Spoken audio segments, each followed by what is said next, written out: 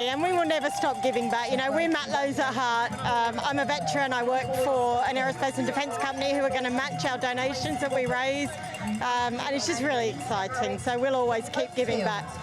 And Nick, for you, you're still serving, but you must have such a close connection with our veterans community as well. Many people you must have known on this walk here today, over 1,200. Yes. How does it feel still serving in the Royal Navy, seeing how many members of the armed forces continue to support veterans and their families? I think you never leave the armed forces.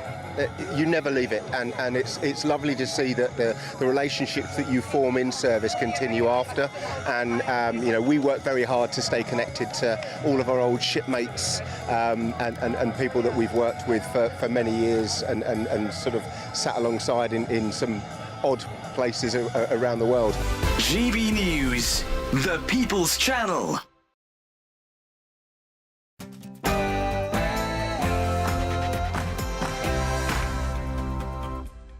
Hello, very good morning to you. It's 9:30 on Friday, the 15th of August, live across the UK. This is Britain's Newsroom with Ben Leo and Nana Akweer. For the millions of families gathered around their wireless sets, and for their loved ones still serving far from home, it was the message a battle-weary world had long prayed for. King Charles speaking there as Britain commemorates 80 years since Japan's surrender, marking the end of the Second World War. The King pays tribute to the courage and sacrifice and suffering of those he serves, vowing never to forget them. Here at the Fylde Memorial Arboretum and Community Woodland, people are preparing to gather to mark 80 years since VJ Day. At the Royal British Legion's commemorations today at the National Memorial Arboretum, His Majesty the King, the Queen and the Prime Minister will join over 1,500 guests and more than 30 specially invited veterans who served in the Far East and the Pacific. I think it's going to be very interesting. We're going to find out where everybody stands, and I'll know within the first 2 minutes, 3 minutes, 4 minutes, or 5 minutes, like we tend to find out, whether or not we're going to have a good meeting or a bad meeting. And if it's a bad meeting, it'll end very quickly. And if it's a good meeting, we're going to end up getting peace in the pretty near future, okay? Well, it's their first face-to-face meeting in 6 years and the first US-Russia summit on American soil in over a decade. President Trump and Vladimir Putin prepared to hold crunch talks in Alaska. But will it end with a framework for peace in Ukraine or just more deadlock? That Britain is broken and Britain needs reform. And that reform includes the electoral system, that reform includes the abomination that is the House of Lords. Well, he once said scrap it, but now Nigel Farage wants it. With 4 MPs, 10 councils and rising poll numbers, the Reform UK leader is demanding the right to send his own peers to the House of Lords. Elsewhere, as Labour racks up debts and could be preparing fresh tax hikes, Ian Duncan-Smith warns Britain's ballooning benefits bill is spiralling completely out of control and that without urgent reform, hard-working families will pay the price. We'll be speaking to him later in the show. Save our kids is the chant behind me as hundreds have gathered outside the Epping Council buildings to demonstrate against a migrant hotel in their town. And following weeks of unrest, Epping Council heads to the High Court in a bid to stop asylum seekers being housed in local hotels.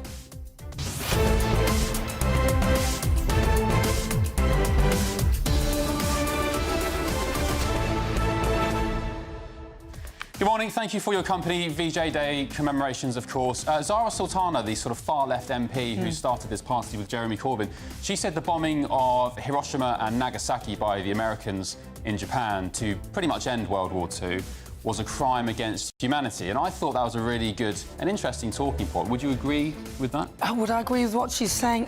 I think nuclear weapons fired at people, it is a crime against humanity, yes, but sometimes, in this specific moment, to stop more fighting on balance, perhaps it was the right thing to do. On balance, if you think how many more deaths there will be as opposed to how many less there would be with or without the action, you've got to calculate it. So, you know. It came after Pearl Harbor, of course, and President Truman of the US, he had a couple of options on the table. It was either bomb an uninhabited island off Japan to show the strength of the atomic bomb, do a land invasion and some other bits as well, but they chose to drop the 2 bombs. So I just thought it was a really interesting tweet. I'm not sure if I agree with her or not. I mean, what was the death toll? It was hundreds of thousands of civilians, wasn't it?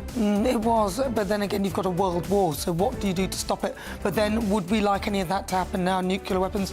No, so on one side, I agree with her. All right, well, let us know what you think at home. gbnews.com/your say. Do you agree with Zara Sultana? Might be your first. Let's get your news update with Aaron Armstrong.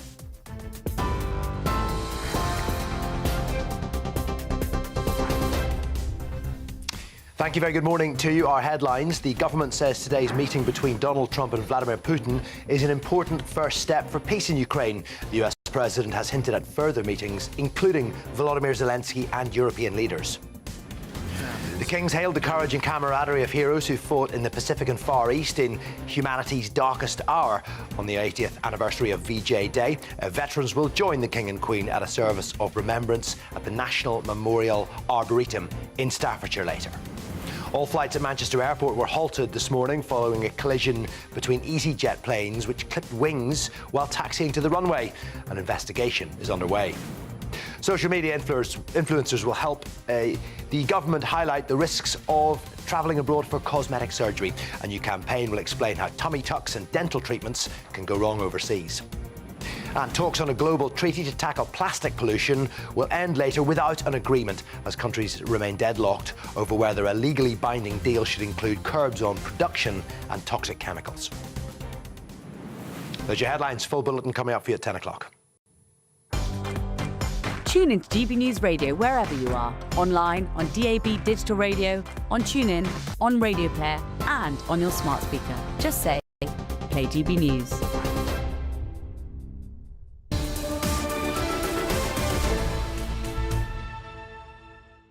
Hello, good morning and welcome. This is Britain's Newsroom. We're live across the United Kingdom on GB News with Ben Leo and me, Nana Akwe. Yes, very good morning to you. Thanks for your company on this Friday morning. 80 years ago today, Japan surrendered to the Allies, marking the end of the Second World War. And in a national address, King Charles has paid tribute to the so-called Forgotten Army. Despite the unyielding support of their devoted battlefield commander, General William Slim, the forces on the ground sometimes consider themselves the Forgotten Army. But as patron of the now Burma Star Memorial Fund, and having attended one of the great Burma Star reunions at the Albert Hall with Lord Mountbatten, when the hall was filled with thousands of bemedalled veterans, it has been my privilege to reassure the remaining veterans that they and their fallen comrades shall never be forgotten. OK, let's cross live to Fylde Memorial Arboretum in Blackpool and to GB News reporter Sophie Reaper, who's on the ground. Good morning, Sophie. What's going on? Very good morning to you both. Well, in just over an hour's time, people are going to start gathering here at this community arboretum, which I have to say is very beautiful, ahead of a service to mark 80 years since victory over Japan. And to talk a little bit about that, I'm joined now by Paul Binns, who is the manager of this arboretum. Paul, thank you so much for joining us here this morning. I first have to say just how beautiful and peaceful this arboretum is. And I want to ask you, of course, we've got the National Memorial Arboretum, we've got cenotaphs in London and, of course, most towns, villages and cities. Why did the people of Blackpool and the surrounding area of Fylde feel it would be poignant for them to have their own memorial arboretum here? A D-Day veteran many years ago decided that Blackpool should have a place to mark all the soldiers who served and who were lost through all conflicts. And it was instigated in 2008 and we've grown from there. But we need to remember the people of Blackpool and the local communities who do serve and have memorials there for them. I have to say as well, you mentioned earlier that this is completely done off your own backs. You don't get any charity funding. I know you're trying to get that. How have you gone about making this such a beautiful place for people to remember without really any support? We've worked really hard to get it done. We were given the land free by the council, and we've developed it. It was a piece of land that they couldn't use, and we've developed it from there over the years. And as more people have got to aware about it, more people will come on board. And we do get slight funding, but nothing to the abilities that a lot of other charitable groups can get for military memorials. So talk to me a bit about what's going to be happening here today, who's going to be attending and what we're going to see take place. This morning we're having a small service of reflection and remembrance for the Burma Star campaign for the 14th Army. We should remember them because they have been known as the Forgotten Army. This morning we'll have veterans, and all the local mayors and Deputy Lord Lieutenants will be in attendance to come together as a community to remember those that were lost in all conflicts, but primarily for the Burma Star conflict. Finally, I just wanted to ask you, of course, VE Day is something that in Britain and here on GB News that we mark heavily every year. Some might argue that VJ Day can often be not forgotten about, but looked over perhaps. How important is it that we mark victory over Japan and ultimately the end of World War II? How important is it that we never forget? It's very important that I remember that after VE Day, the war was still going on in Japan. And there's lots of people from the Blackpool area who, with the Blackpool Regiment, went out to Burma, and a lot of them never came home. So, yes, we remember VE Day as a primary, but VJ Day is just as important, and we still should remember those that were lost in Burma and all that they suffered for. Paul, thank you so much for joining us and having us here at this beautiful Arboretum this morning. And that is such an important point to raise, isn't it, Ben and Nana? That, of course, on a national scale we remember, but these local communities, people went over after VE Day and never came home again. So it's so important that every year we mark VJ Day as well as VE Day. All right, Sophie Reaper, thank you very much. Joining us live now from the National Memorial in Staffordshire is GB News reporter Jack Carson. Jack, tell us more. Well, this is the location of where the Royal British Legion's service for victory in Japan Day will be taking place today. It will be a service attended by His Majesty the King, Her Majesty the Queen and the Prime Minister as well. It's going to be attended by more than 1,500 people that have been invited here and members of the public, but also by more than 30 veterans who served in the Far East and the Pacific. Now, where we are here, we're in the Far East section of the Arboretum, and this is the Lich Gate from Changi Prison in Singapore. This was erected by the 18th Division in December 1942. It was a mixture of those who were serving as part of the Territorial Army and national servicemen as well, while they were prisoners of war of Imperial Japan. So this is, as you can see, decorated in floristry and flowers from the Far East and the Pacific. Delighted to be joined now by the Director General of the Royal British Legion, Mark Atkinson. Thank you so much for joining us this morning. Just give us an insight into the service and the commemorations that we're going to see here today at the Arboretum. So as you say, we've got 33 Second World War veterans and their families with us today. That includes recipients of the Burma Star.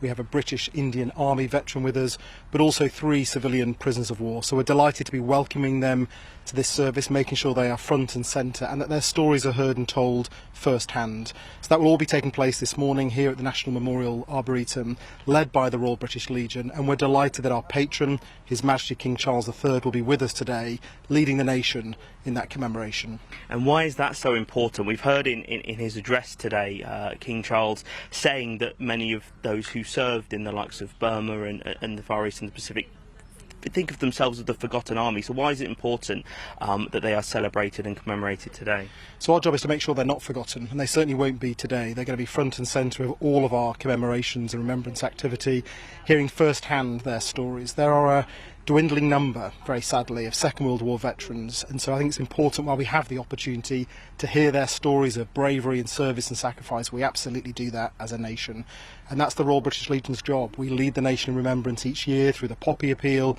through Remembrance Sunday, and at really important events such as the one today.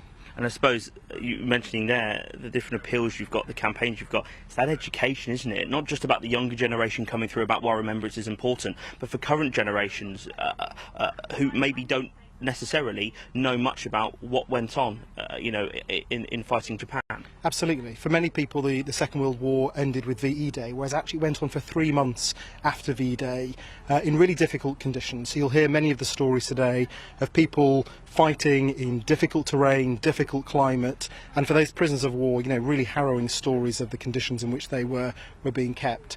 It's really important as a nation we don't forget that 3-month period, that campaign that went on until August the 15th, 1945. Mark Atkinson, Director General of the Royal British Legion, thank you so much for joining us this morning, where today, as I was saying, that Royal British Legion service of commemorations to recognise victory in Japan 80 years ago will be taking place a little bit later this morning. Yeah, great stuff. Thank you, Jack. Really appreciate that. Jack Carson on the ground. And it's such a good point, isn't it? It's the brave soldiers who were not just battling the enemy, they were battling jungle conditions, the heat, tropical diseases as well for many, many months after VE Day. So, yeah, our thoughts are with them on this special day. Also, a great point as well, we were talking about Zara Sultana saying that the bombs on Japan were crimes against humanity, Nagasaki and Hiroshima. Lots of you on your say have commented on that already, and there's some great points. James has said, dropping a bomb on Japan was harsh, or the 2 bombs, but the lesser of 2 evils. Attempting a troop landing on mainland Japan was projected to cost more lives. I think you're right, James. The estimate suggests 5 to 10 million casualties, as opposed to the 200,000 with the bombs. Which is still sad, and it is. Yeah. But that's what I was saying. You have to balance what's the lesser of the 2 evils. Yeah, and Humpty Tilsey has said, I asked my grandfather, who was involved in the Hiroshima bombing in World War II, whether he regretted the decision to bomb. He responded by telling me that they had intelligence that the Japanese had finance to continue for another 10 years. Wow. By dropping the bomb, he told me that Japan instantly surrendered, which brought about the end of the war. His view was that they saved a greater number of deaths and injuries by doing what they did. Thank you for those comments. Yeah, all right, well, still to come, we'll find out why Reform UK has written to the Prime Minister and how they could shake up politics even further. Yes, but next, Trump, Putin and the showdown the world's watching. But just what can we expect from this big meeting in Alaska tonight?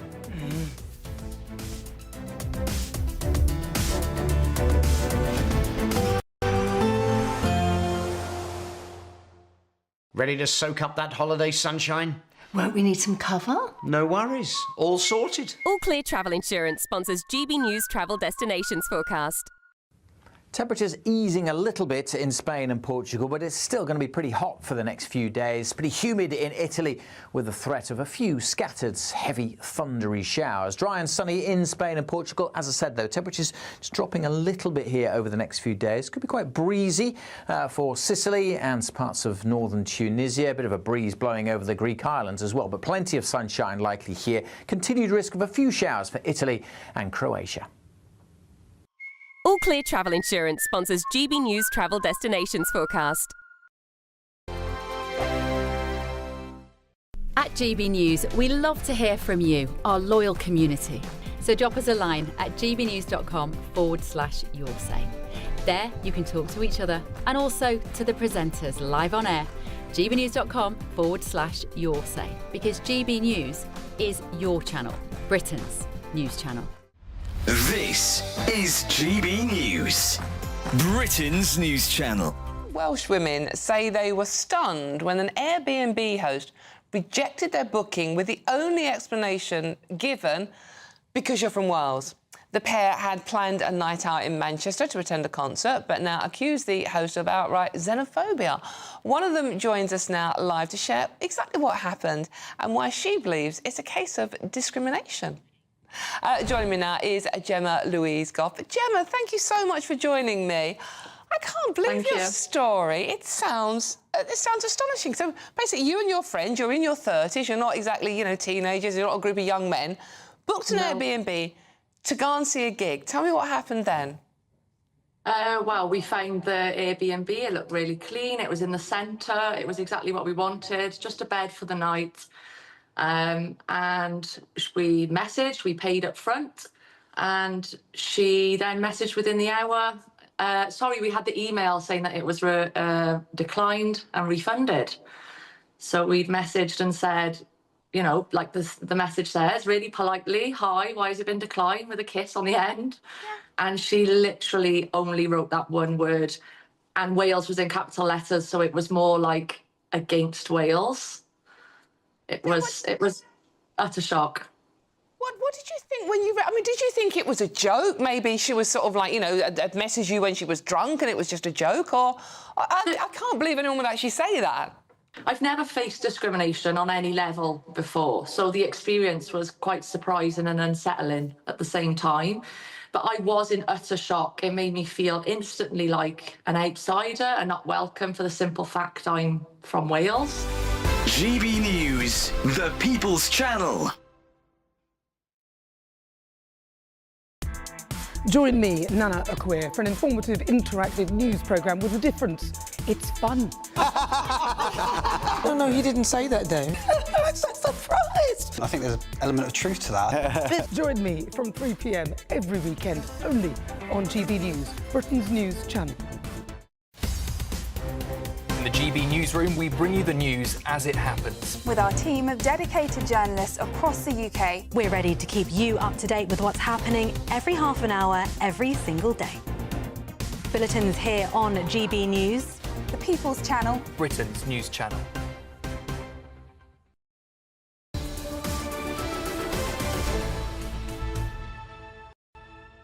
Hello, welcome back to Britain's Newsroom on GB News. Now, Donald Trump and Vladimir Putin will go face-to-face for the first time in 6 years as the US president tries to hammer out a deal to end the war in Ukraine. All of this comes just days after Sir Keir Starmer met with Volodymyr Zelensky, the Ukrainian president, Prime Minister even, where both leaders declared a strong resolve to secure peace. Yes, meanwhile, Vladimir Putin has praised what he called America's energetic and sincere efforts, quote-unquote, to bring the conflict to an end. Well, let's go get more from the Professor of International Politics, Anthony Glees. So, Anthony, what can we expect from this meeting? Well, I think we can expect the possibility of a huge disaster for Ukraine and indeed a huge disaster for Europe more generally. And these are very dangerous hours now for Ukraine, but for us here too in the United Kingdom. And the reason for that is that President Trump wants peace. I think he is totally and utterly committed to that, and we should praise him for that. Everybody serious in the West wants peace. The trouble is that Trump wants peace more than he wants sovereignty for Ukraine.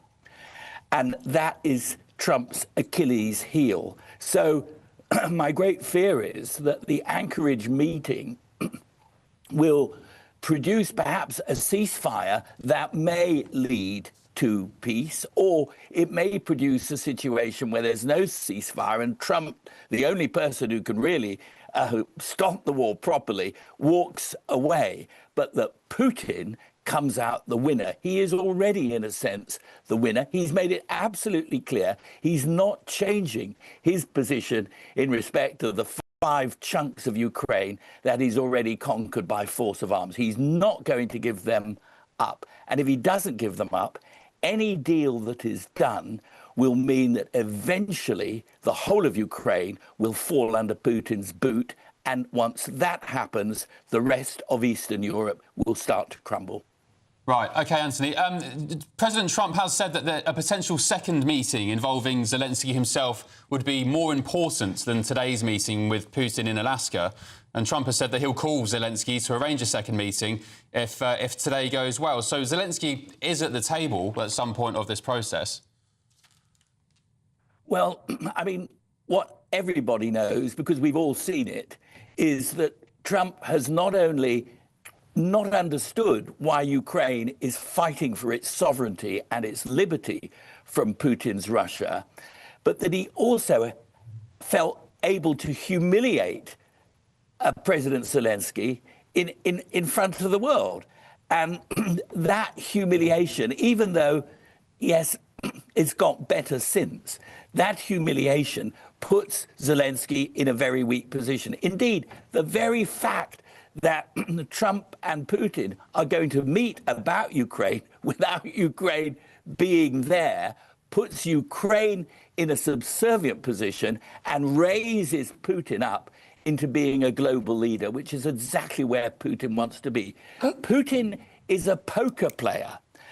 Trump is not a poker player. He's a golfer. It's a completely different way of doing business. Putin is a master of detail. He's seen 6 American presidents. He's still been in power for a quarter of a century. He's a master of detail. I don't know whether I'd call him a master. I'd call him a dictator, which is why he's had so many, seen 6 American presidents. But look, you're saying that Donald Trump, if anything, there should be the meeting with Zelensky in the room. But Donald Trump is acting as a mediator.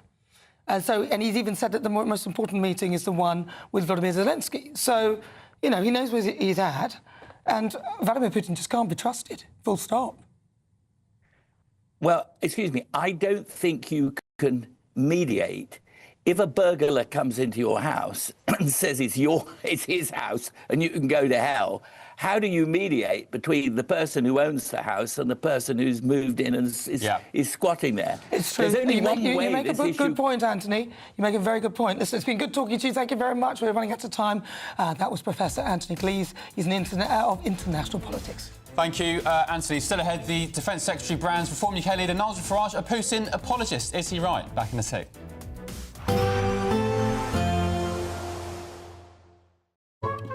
Today's outlook: cool, calm and completely horizontal.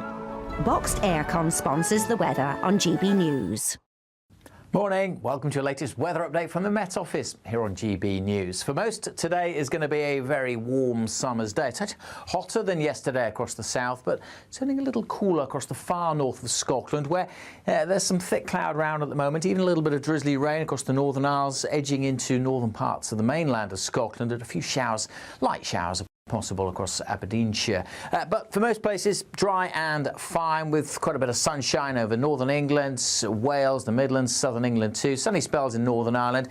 It is turning a little cooler across the north compared to yesterday, whereas in the south, temperature actually a little bit higher than yesterday, getting up over 30 degrees, 31, perhaps even 32 in one or two locations. So yes, it is turning a little cooler across northern Scotland, but it should brighten up over the Northern Isles, Caithness, Sutherland this afternoon compared to this morning.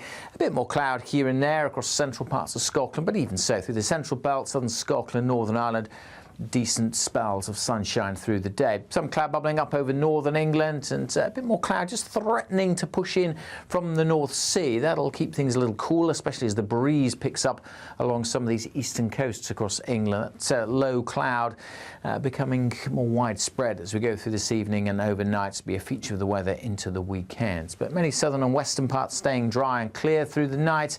The breeze picking up across the southwest, that will also become more of a feature into the weekend. Temperatures generally holding up in the mid and in the south, the high teens. On to the start of the weekend and Saturday. Starts pretty grey over East Wales, the Midlands, eastern England, eastern Scotland. This cloud should break up as we go through the day tomorrow.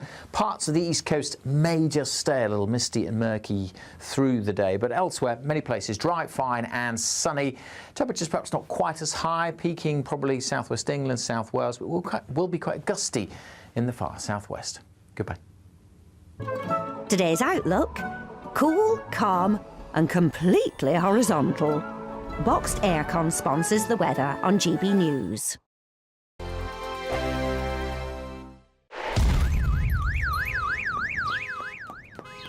Crash Law 24 sponsors GB News Traffic and Travel Report. Good morning. This is the latest AI travel news from gbnews.com. The M90 northbound after Junction 8 has road restrictions due to a traffic incident. Drivers should proceed with caution and anticipate extended travel times. Additionally, the M4 westbound from Junction 45 Innisforgan to Junction 46 Llangefalac remains closed for structural inspections, with diversions in place. In Surrey, the M25 anti-clockwise features a broken-down vehicle between Junction 6 and Junction 5, closing one lane. And on the trains, passengers on Chiltern Railways and cross-country services may experience disruptions between Leamington Spa and Banbury. For more travel news, go to gbnews.com. Crash Law 24 sponsors GB News Traffic and Travel Report. There's just 3 weeks to see how you can win your mortgage or rent paid for a whole year. That's a cash lump sum equivalent to 12 of your monthly mortgage or rent payments, right up to a whopping £20,000. Plus, we'll add an extra £5,000 on top for good measure. Make sure you don't miss out as lines close on the 29th of August. For another chance to win, text WIN to 63225. One entry costs £2.50 plus one standard network rate message, or text BONUS to 63225. 5 entries cost £5 plus one standard network rate message. Go to gbnews.com/win. Entries start at £2.50. Call 0903 686 3232. Calls cost £2.50 plus your network access charge. Or post your name and number to GB15 PO Box 8690 Derby DE1 9TT. UK only. Entrance must be 18 or over. Lines close at 4 p.m. on the 29th of August. Please check the closing time if listening or watching on demand. Good luck. Mornings don't have to be tiresome, especially if you have the right company. Wake up to news as it happens, opinion and debate, and of course, a little bit of entertainment too. Because when the kettle's on, we're on. That's Breakfast on GB News, a show worth waking up for.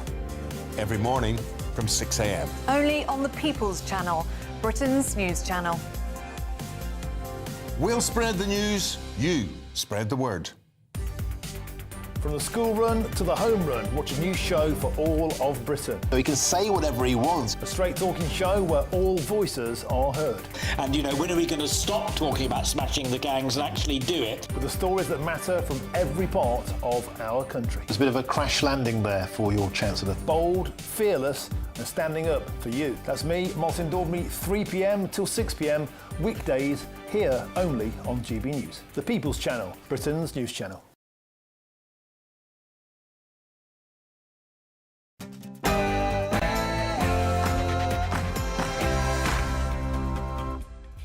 Good morning, it's 10 a.m. It's Friday the 15th of August. We are live across the United Kingdom. This is Britain's Newsroom with Ben Leo and me, Nana Acquare. For the millions of families gathered around their wireless sets and for their loved ones still serving far from home, it was the message a battle-weary world had long prayed for. The voice of King Charles there as Britain commemorates 80 years since Japan's surrender, marking the end of the Second World War. The King pays tribute to the courage, sacrifice and suffering of those who served, vowing never to forget. His Majesty will lead the nation in tribute at the National Memoriam Arboretum alongside the Queen and the Prime Minister and 30 veterans.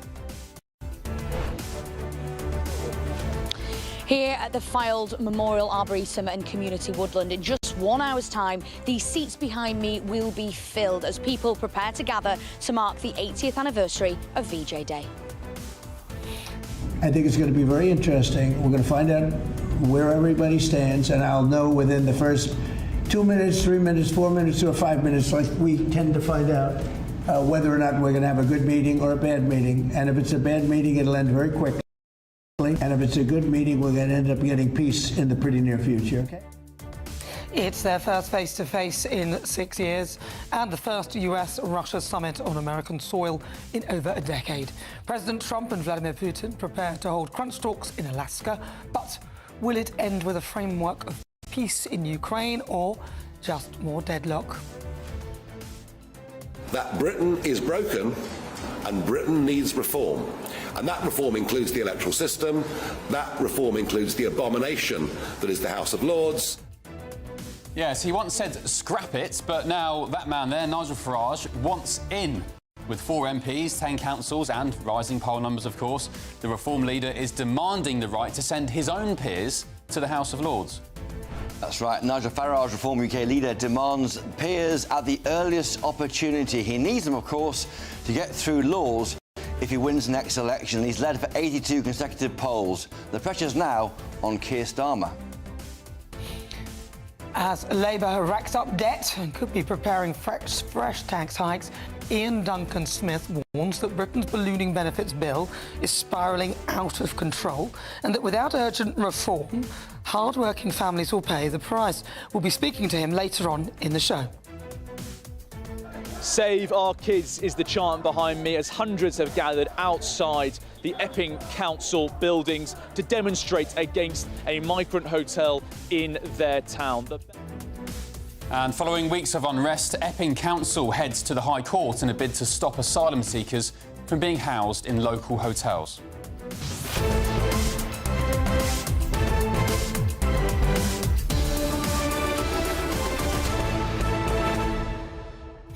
So, interesting development. Nigel Farage is saying that he wants reform to have their own peers in the House of Lords, having previously said that it should be scrapped. Baroness Acquia? I would love that. I'm all for that, Lady Acquia, Baroness, yeah. It's people are calling it a U-turn, they're calling him a hypocrite. I think you just have to deal with what you've got in front of you. He wants to become Prime Minister. In order to get laws through, you're going to need peers. Maybe when he made those comments before saying he wanted to scrap the Lords, he didn't think he had a chance of ever being Prime Minister. I know at one point he never wanted to be Prime Minister, so... Well, he had that in front of him then, though. So if he wanted to scrap it... I think he's as close as he's ever been to being Prime Minister, that's the thing. I think the sort of lay of the land has changed a bit. I don't think it... No, it hasn't changed. The House of Lords has been there since he said those words, and it's still there in exactly the same form as it is now. Would you scrap it now? No, I don't think... I think it's a nonsense. I've seen what these elected, with the smallest number of people ever voting, people are doing, like Keir Starmer and his party. So, no, I'm happy that there's some other house to moderate things, and I don't think it's wise to be saying scrap it, because when you are in power, it's funny, or when you're near a power, it's funny how people change their minds. Not a bad life if you're a peer, £300 to £400 a day just for clocking in at the House of Lords. Well, I think, yeah, good, but they do, a lot of them have earned to be there. They've done good things in the community, or they've been served to this country for many years. I'm glad they're there. Yeah, too many of them, 650 odd. Anyway, let us know what you think. gbnews.com/your say. Here's your news headlines with Aaron Armstrong.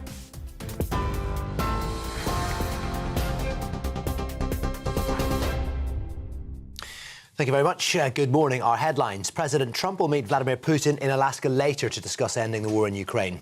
Mr. Trump says the Russian leader will not mess him around in what will be their first one-on-one meeting in 6 years. He's told reporters at the White House he thinks Mr. Putin would like to see a deal. Well, preparations are underway at the US military facility in Anchorage, which will host the meeting, where plenty of local wildlife's been seen, including a moose and a black bear. Pro-Ukrainian demonstrations have also been taking place. We need to stand with Ukraine! Anchorage to rally against the summit. They're expressing disappointment that Ukraine's President Volodymyr Zelensky will not be involved. Ukraine's allies have also been critical of the decision not to include Mr. Zelensky in the talks, although the US President is putting the spotlight on a potential second meeting, which he's described as more important. We have a meeting with President Putin tomorrow. I think it's going to be a good meeting, but the more important meeting will be the second meeting that we're having. We're going to have a meeting with President Putin, President Zelensky, myself, and maybe we'll bring some of the European leaders along, maybe not. I don't know that it's going to be very important. We're going to see what happens. And I think President Putin will make peace. I think President Zelensky will make peace. We'll see if they can get along. And if they can, it'll be great. Veterans in the Far East and Pacific during the Second World War are being honoured on the 80th anniversary of VJ Day. Military bagpipers. They played the Lament Battles O'er at the Cenotaph in London and also at Edinburgh Castle to mark Japan's surrender on August the 15th, which ended the conflict. Veterans will also join the King and Queen and Prime Minister later for a memorial service at the National Memorial Arboretum in Staffordshire. The King has recorded a personal message to mark the occasion. For the millions of families gathered around their wireless sets, and for their loved ones still serving far from home, it was the message a battle-weary world had long prayed for. The war is over, declared my grandfather, King George VI, in his address to the nation and Commonwealth on VJ Day 80 years ago today. 4 short words after 6 long years of bloodshed, fear and suffering. All flights at Manchester Airport were halted this morning following a collision between 2 planes. Safety checks were carried out after 2 EasyJet aircraft clipped wings on a runway at the airport. A spokesperson for the airline has confirmed it happened while taxiing to the runway and says an immediate investigation has been launched. Social media influencers will be used to highlight the risks of travelling abroad for cosmetic surgery. The government's to work with the video sharing app TikTok to warn people about the dangers of travelling elsewhere for treatments like hair transplants or dental work. Users who access content related to such procedures will be shown videos discussing the potential risks. Patients will be urged to speak to a UK doctor first and avoid package holidays that include procedures as part of a wider government drive to tackle so-called medical tourism. Talks on a global treaty to tackle plastic pollution will end later without an agreement. Countries remain deadlocked on whether a legally binding deal should include curbs on production and toxic chemicals. Most countries want restrictions, but oil exporters like Saudi Arabia and Russia disagree. The conference, which was scheduled to end yesterday in Geneva, has been extended, but it's understood delegates will leave without anything signed.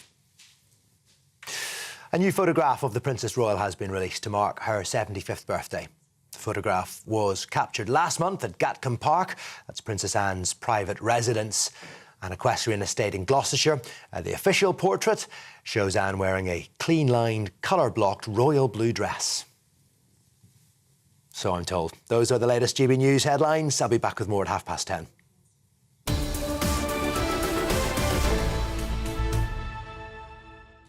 Thanks, Aaron, and good morning to you at home. It's 10:10 just about on Britain's Newsroom on GB News with Ben Leo and Nana Akwe. Now, it's been 80 years ago today, Japan surrendered. It was the informal surrender to the Allies, marking the end of the Second World War.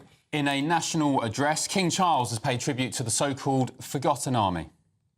Despite the unyielding support of their devoted battlefield commander, General William Slim, the forces on the ground sometimes consider themselves the Forgotten Army.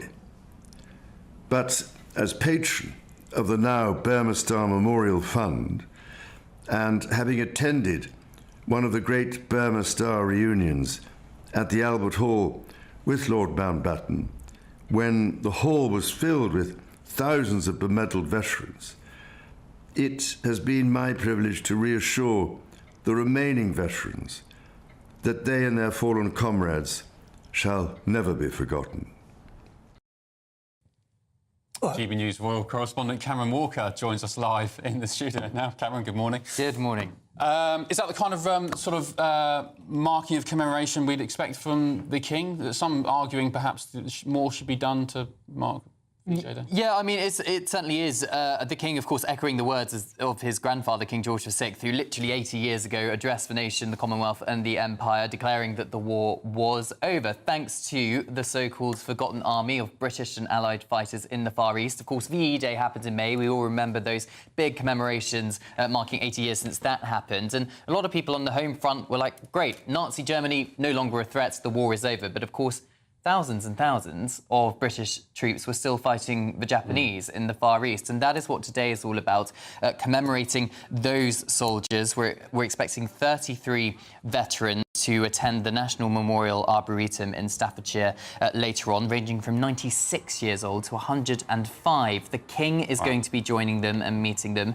So is the Queen, and so is the Prime Minister too. There's going to be a big commemorative service which is taking place there. But the King also talks about the greatest weapons of all are not the arms you bear, but the arms you link. And I think what he perhaps was alluding to there is the polarisation of the world at the moment, politically, but also, of course, the conflicts going on around the world in Ukraine and indeed Gaza and the Middle East as well, and particularly poignant today because of what is going on in Alaska with President Trump and President Putin. What about William and Kate, though? Because all they did, they've just done just a tweet. That's it, isn't it? They have. So they have released a personal message on their social media accounts saying, today, on the 80th anniversary of VJ Day, we remember the courage, sacrifice and resilience of all who served. Today, we especially think of those British and Commonwealth troops who fought in the Asia-Pacific. We owe an enduring debt to the generation who gave so much and to whom we will always be grateful, lest we forget. And it's signed off William and Catherine. We're not expecting the Prince and Princess of Wales, future King and Queen, to take part in any public commemorations today. We have asked why. We haven't been given an answer. The Duke and Duchess of Edinburgh, meanwhile, they are up in Edinburgh taking part in the Scottish National War Memorial at Edinburgh Castle. The Duke and Duchess of Gloucester, they are also at Norwich Cathedral paying tribute to those prisoners of war. 80,000 British and Allied troops were taken prisoner by the Japanese, forced to build railroads, were in such harsh, brutal conditions for years, including, in camps where they were malnourished. They had horrible diseases such as malaria, given not very good medical care. So, yeah, royal family very much out and about, but the Prince and Princess of Wales not going to be appearing in public today. OK, great. And sorry to make this about you, Cameron, but I've just spotted your tie. Is that a Spitfire tie? It is a Spitfire tie. A very quick close-up of that? Yes. Where did you get that? Well, I bought it online for VE Day, so I wore this during the VE Day commemorations, and I thought, well, let's wear it again for VJ Day. And we are going to be seeing a Spitfire fly over the National Memorial Arboretum a little bit later on today. So the Battle of Britain Memorial flight's taking part there. Well, talking of the Arboretum in Blackpool, GBNews national reporter Sophie Reaper is there. Nice segue, Cameron. Sophie, what's the latest? Cameron, thank you.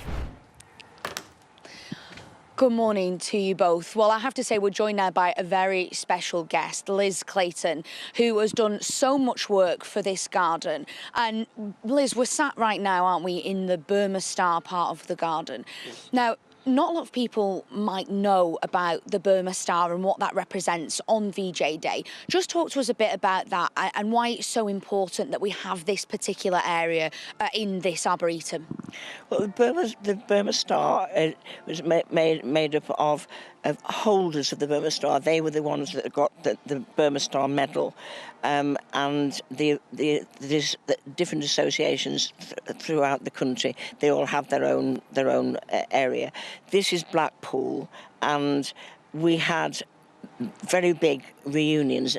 International reunions at our winter gardens for many years, and we became quite famous because we had the Duke of Edinburgh, who was our patron, and so on. Not that we ever saw very much of him, but the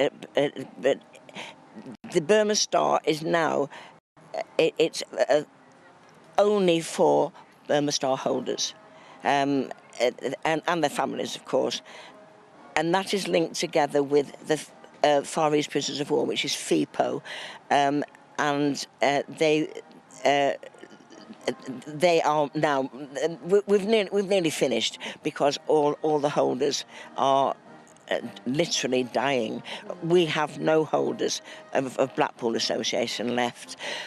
But when we came to close our branch, we had the money that we'd made, and we hit on the idea of having a memorial here in Blackpool to say that we were here and we always will be. I just want to quickly ask you, I know you've done a lot of work on this garden and on the Arboretum. How does it feel to you today, just quickly, to see how it's all come together 8 years on?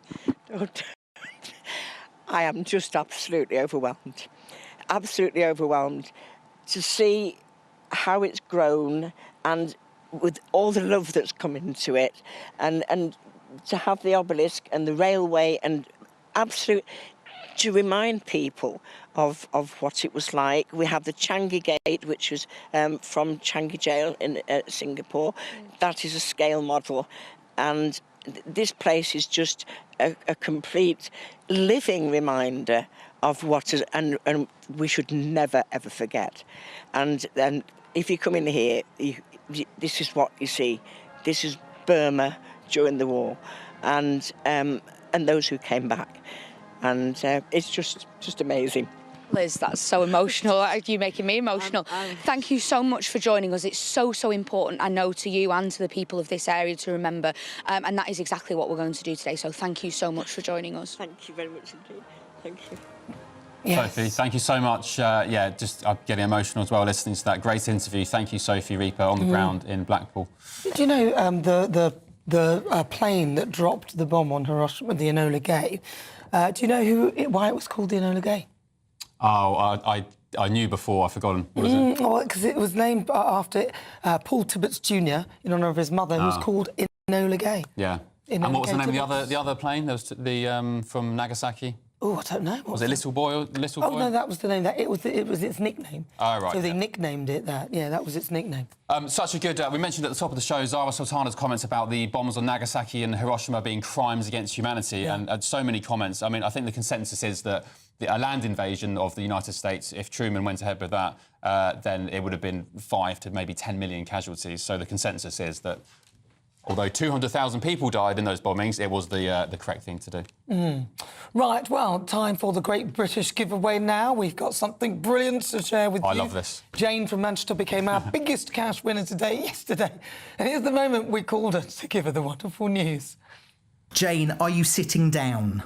No, I don't. I'm not believing this. Jane, you've won £54,321. Please don't joke. This would change my life.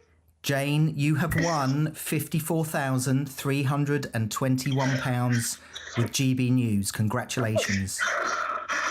Oh, my God. Oh, my, do you know what? I've just been shopping and I've got £50 to last me till the 31st of August. And I was trying to work things out. Go and sit down, have a cup of tea. Yeah. Take a deep breath. That money is coming to you, all right?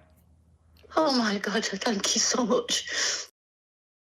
Yes, Jane, get in. I'm so pleased for you, Jane. I feel like crying. I saw that on our social media on Instagram a few days ago, and I showed my wife. I love God, it. I'm so pleased. Well done, Jane. Good on you. Yes. You could be our next winner of the Great British Giveaway with your mortgage or rent paid for a year, plus £5,000 in tax-free cash. If you want to be like Jane and be on the receiving end of a special phone call like that, here's all the details you need to win. We want to send some of those monthly financial stresses packing this August with your chance to be mortgage or rent-free for 12 whole months. We'll give you a cash lump sum that equals 12 of your monthly mortgage or rent payments, right up to an amazing £20,000. We'll also throw in an extra £5,000 on top of that for good measure, because why not? And if you don't have a mortgage or rent to pay, lucky you. We'll give you £15,000 tax-free cash instead. What are you waiting for? Lines will close on the 29th of August. For another chance to win, text WIN to 63225. One entry costs £2.50 plus one standard network rate message. Or text BONUS to 63225. 5 entries cost £5 plus one standard network rate message. Go to gbnews.com/win. Entry start at £2.50. Call 0903 686 3232. Calls cost £2.50 plus your network access charge. Or post your name and number to GB15 PO Box 8690 Derby DE1 9TT. UK only. Entrance must be 18 or over. Lines close at 4 p.m. on the 29th of August. Please check the closing time if listening or watching on demand. Good luck. So good luck indeed. Now, Nigel Farage has demanded that Sir Keir Starmer allow him to nominate Reform UK peers to the House of Lords for the first time. Yeah, a bit of a U-turn, isn't it, from his sort of stance on it a few years back. Meanwhile, this morning on GB News Breakfast, we spoke to the Defence Secretary, John Healey, and asked him to expand on his earlier remarks where he branded Nigel Farage a, quote, Putin apologist. Some of the statements that Nigel Farage has said in the past have sought to explain what Putin does, has sought to explain what Russia does. This is the moment, above all, when Putin is talking to Trump in Alaska, when the pressure must be on Putin to demonstrate that he is serious about peace, to scale back, not escalate, as he has been, the attacks on Ukraine. And we really require all political voices, including from Reform and Nigel Farage, to weigh in as strong as possible, condemning Putin, condemning the invasion in Ukraine, and we have not had that. Well, joining us now in the studio is GB News political editor Christopher Hope. Didn't he make those kind of comments where he sort of slightly commended Putin about 10 years ago? As a strong leader, yeah, it was a strong leader. I think it was around the time, or shortly before or after, Russia invaded Crimea. There was not... back then, Russia was treated differently. I mean, I think Labour and the Tories are using this attack on Farage, but the context over 10 years ago was different in terms of how we treated Russia and Putin, and it's really different since that invasion back in 2020. So, I mean, Chopper, it's only been a few weeks where we heard a comparison of Farage to Jimmy Savile. Now Putin as well. What does it say about Labour and their concern? Well, they haven't got an answer for them, I think. I mean, they keep saying anyone who votes for Reform is racist. that doesn't cut through. You can't have a party which nearly wins, for goodness sake, the Larkhall, Stonehouse and Hamilton by-election but for 1,500 votes in Scotland, where the party has barely campaigned at all. People voting Reform aren't racist, but critics say they are. Not the main party leaders, but certainly other critics do say that. I think I think they aren't really debating the party with its policies. To be fair to them, of course, we only really have vibes from the Reform UK party. We haven't really got detailed policies. One policy we did have was at the last election, the contract for Britain. The Reform UK party said then it wanted to replace the Cronyfield House of Lords with a much smaller, more democratic second chamber. Well, that's changed a bit today with Nigel Farage writing to the Prime Minister, Sir Keir Starmer, saying that his party should have life peers appointed at the earliest possible opportunity. Now, I've gone to Reform UK this morning to ask how do you square these two things. On the one hand, you want to exit, on the other hand, you want to appoint people to the House of Lords. What they say is they're looking at maybe having a partially elected second chamber when that comes. I personally think they do need support in the House of Lords, because if they win that election, and they've been leading in 82 consecutive polls, Reform UK, 82 polls, Reform UK are in the lead. They're on course, it seems, to be the biggest party in the next Parliament. If that's the case, they need peers to help them get through their plans. But doesn't he need Keir Starmer to agree to this? But he must know that Keir Starmer's going to say no. Peerages are in the gift of the Crown, the King, but reality is they're in the gift of the PM. And so it's up to him. So, I mean, he knows the answer will be no, though. Well, the numbers there, we already see the Greens, DUP, Plaid Cymru, the Welsh Unionist Party, they've got 13 peers between them. Reform have got 0. It does seem a bit of an issue. I know polls come and go, but they did have 5 MPs at the last election. They're down to 4. Some have come and gone, but that's as many as the Greens and the DUP have. Yeah, I guess the Prime Minister's on a lose-lose, because if he accepts Farage's proposal and they have peers in the House of Lords, not good for his plans, the Prime Minister, and if he rejects it, doesn't look good for democracy, does it? It's only a few. Really, in reality, it's 2 or 3 peers he's asking for, that's it. OK. All right, Christopher Hope, thank you. Thank you very much. All right, still to come, could Donald Trump be about to strike the art of the deal when it comes to peace in Ukraine? Yeah, there he is, President Trump, earlier walking off the plane. They're meeting tonight, of course, in Alaska for that big summit. This is Britain's Newsroom on GB News.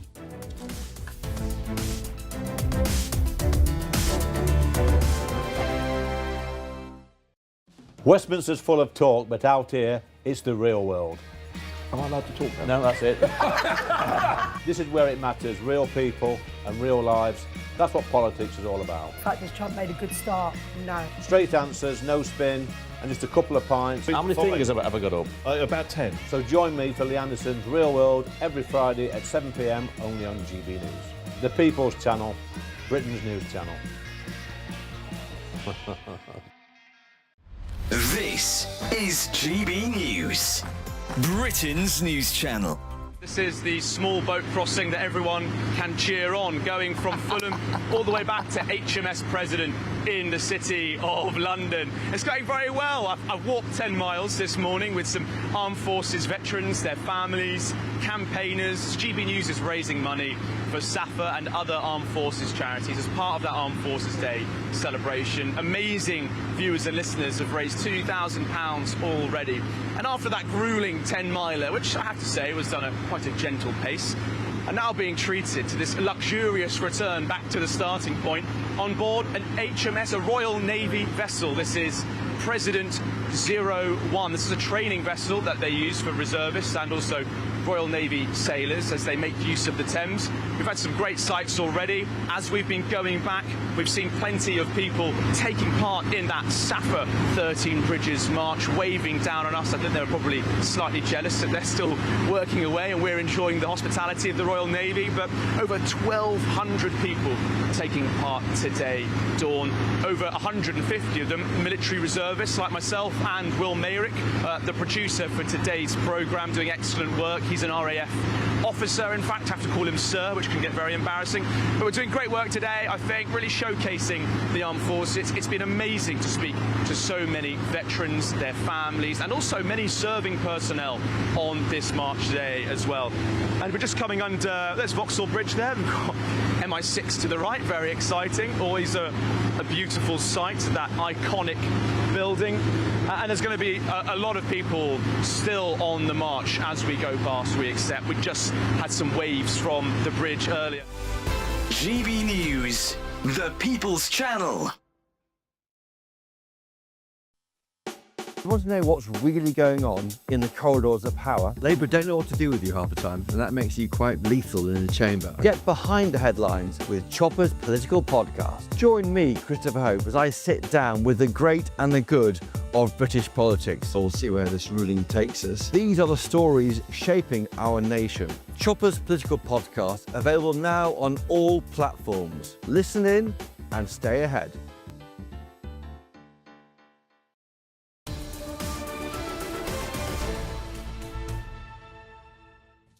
Right, well, good morning. We're joined by Labour councillor Sebastian Selleck and also political commentator Emma Trimble in the studio. Right, let's start with this one in the Telegraph. It's about a Labour-run council has ordered the removal of Union and St George's flags.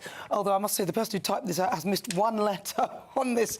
You can guess which one, unfortunately.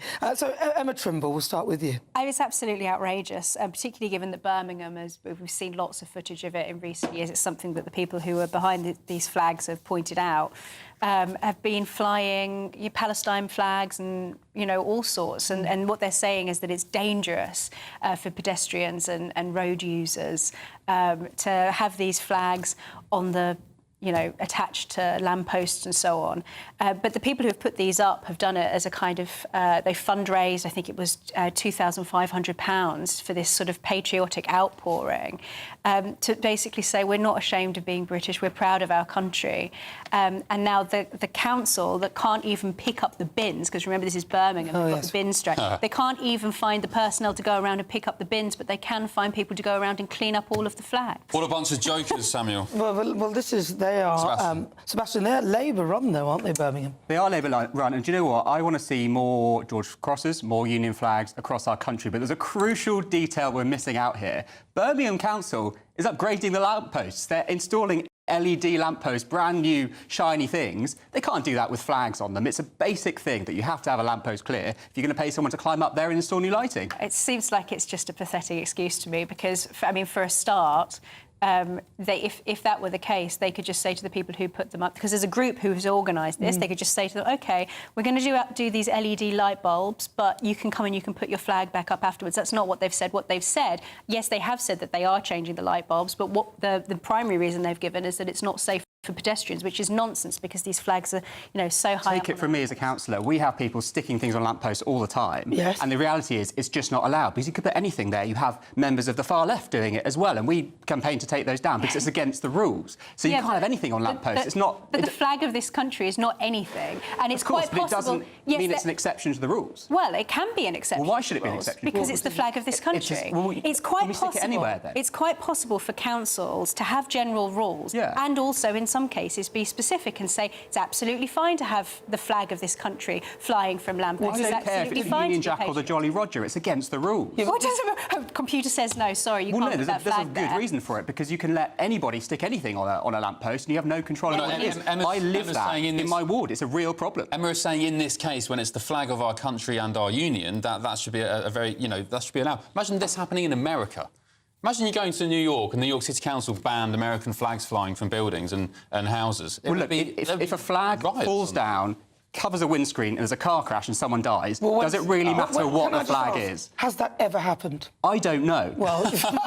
I don't know. But clearly somebody's looking at that and seeing it as a risk. If I were running a council, I wouldn't want to run that risk either. Because it falls on your head if someone dies. If your glass falls down and it hits you and then it could shatter your foot, and I could go on forever with things that could happen. Nothing would get done if we worked on the basis of whether something could happen. Well, let's just ban seatbelts then and get rid of all safety. That's just nonsense. That's not the same, is it? A seatbelt of course it is. Is a safety harness. Exactly, safety. We have rules for a good reason. I'm not saying all rules are good rules, but some safety rules need to stay. This is like bureaucratic extremism or something. I mean, I don't know if you've ever been to Northern Ireland, but they have flags flying from lampposts all of the time. There'd be a real problem if people came along and tried to remove those.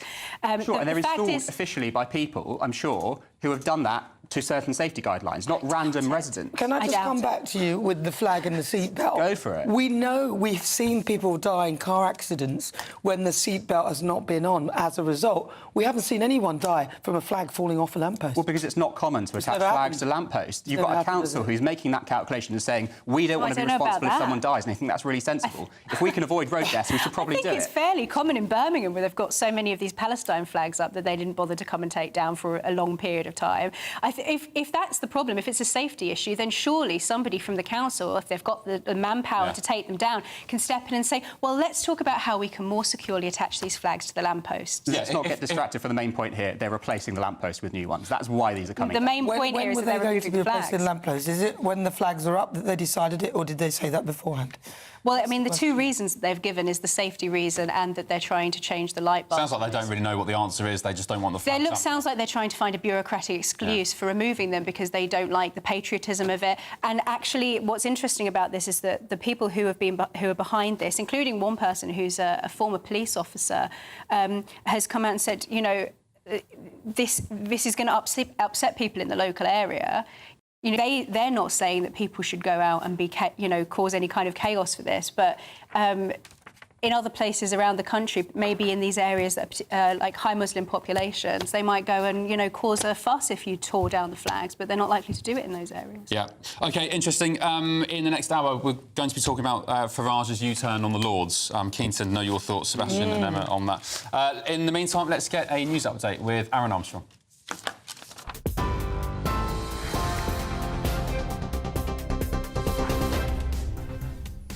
Thank you very much indeed. Our headlines. The government says today's meeting between Donald Trump and Vladimir Putin is an important first step for peace in Ukraine, but that Volodymyr Zelensky must be involved in future discussions. The US president has hinted at further meetings, including Ukraine and European leaders. The Kings hailed the courage and camaraderie of heroes who fought in the Pacific and Far East in humanity's darkest hour. It's the 80th anniversary of VJ Day. Veterans will join the King and Queen at a service of remembrance later in Staffordshire. All flights at Manchester Airport were halted this morning following a collision between two EasyJet planes which clipped wings on the runway. An investigation is underway. Social media influencers will be used to help the government highlight the risks of travelling abroad for cosmetic surgery. The new campaign on TikTok will explain how tummy tucks and dental treatments can go wrong overseas. And talks on a global treaty to tackle plastic pollution will end later without an agreement, as countries remain deadlocked on whether a legally binding deal should include curbs on plastic production and toxic chemicals. Those are your headlines. I'll be back with more at 11 o'clock. Take the GB News family with you on any device. As long as you have an internet connection, tune into GB News anywhere on the planet or beyond.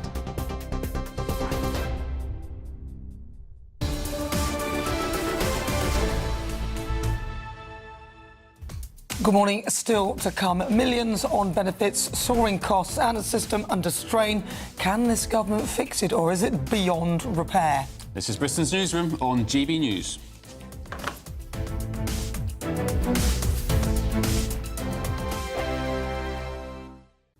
Morning. Welcome to your latest weather update from the Met Office here on GB News. For most, today is going to be a very warm summer's day. It's actually hotter than yesterday across the south, but turning a little cooler across the far north of Scotland, where there's some thick cloud around at the moment, even a little bit of drizzly rain across the Northern Isles, edging into northern parts of the mainland of Scotland, and a few showers, light showers are possible across Aberdeenshire. But for most places, dry and fine, with quite a bit of sunshine over northern England, Wales, the Midlands, southern England too. Sunny spells in Northern Ireland.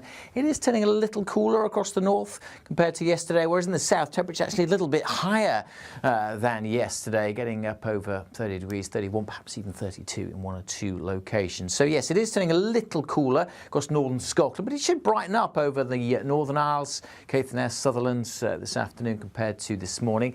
A bit more cloud here and there across central parts of Scotland, but even so, through the central belt, southern Scotland, Northern Ireland, decent spells of sunshine through the day. Some cloud bubbling up over northern England and a bit more cloud just threatening to push in from the North Sea. That'll keep things a little cooler, especially as the breeze picks up along some of these eastern coasts across England. It's low cloud becoming more widespread as we go through this evening and overnight to be a feature of the weather into the weekends. But many southern and western parts staying dry and clear through the night.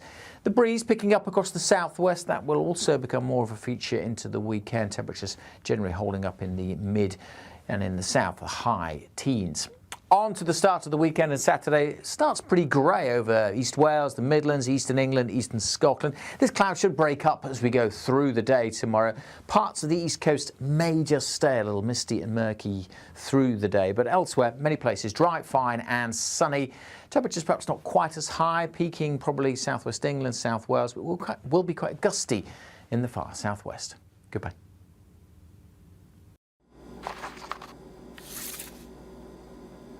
Crash Law 24 sponsors GB News Traffic and Travel Report. Good morning, this is the latest AI travel news from gbnews.com. The M90 northbound after Junction 8 has lane restrictions due to a road incident. Drivers should proceed cautiously. The M4 westbound is closed from Junction 45 Wynnisforgan to Junction 46 Langaifelach for structural inspections, with diversions set. The M6 southbound in Staffordshire between junctions 16 and 15 has one lane closed due to a collision, adding a 30-minute delay. Similarly, the M25 anti-clockwise in Surrey between junctions 6 and 5 has one lane closed following a broken down vehicle. For more travel news, go to gbnews.com. Crash Law 24 sponsors GB News Traffic and Travel Report.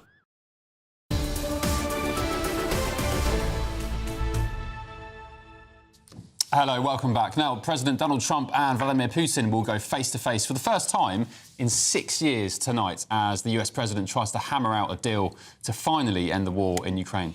Now, this comes just days after Sir Keir Starmer met with Volodymyr Zelensky, where both leaders declared a strong resolve to secure peace. Meanwhile, Vladimir Putin has praised what he called America's energetic and sincere efforts, quote-unquote, to bring the conflict to an end.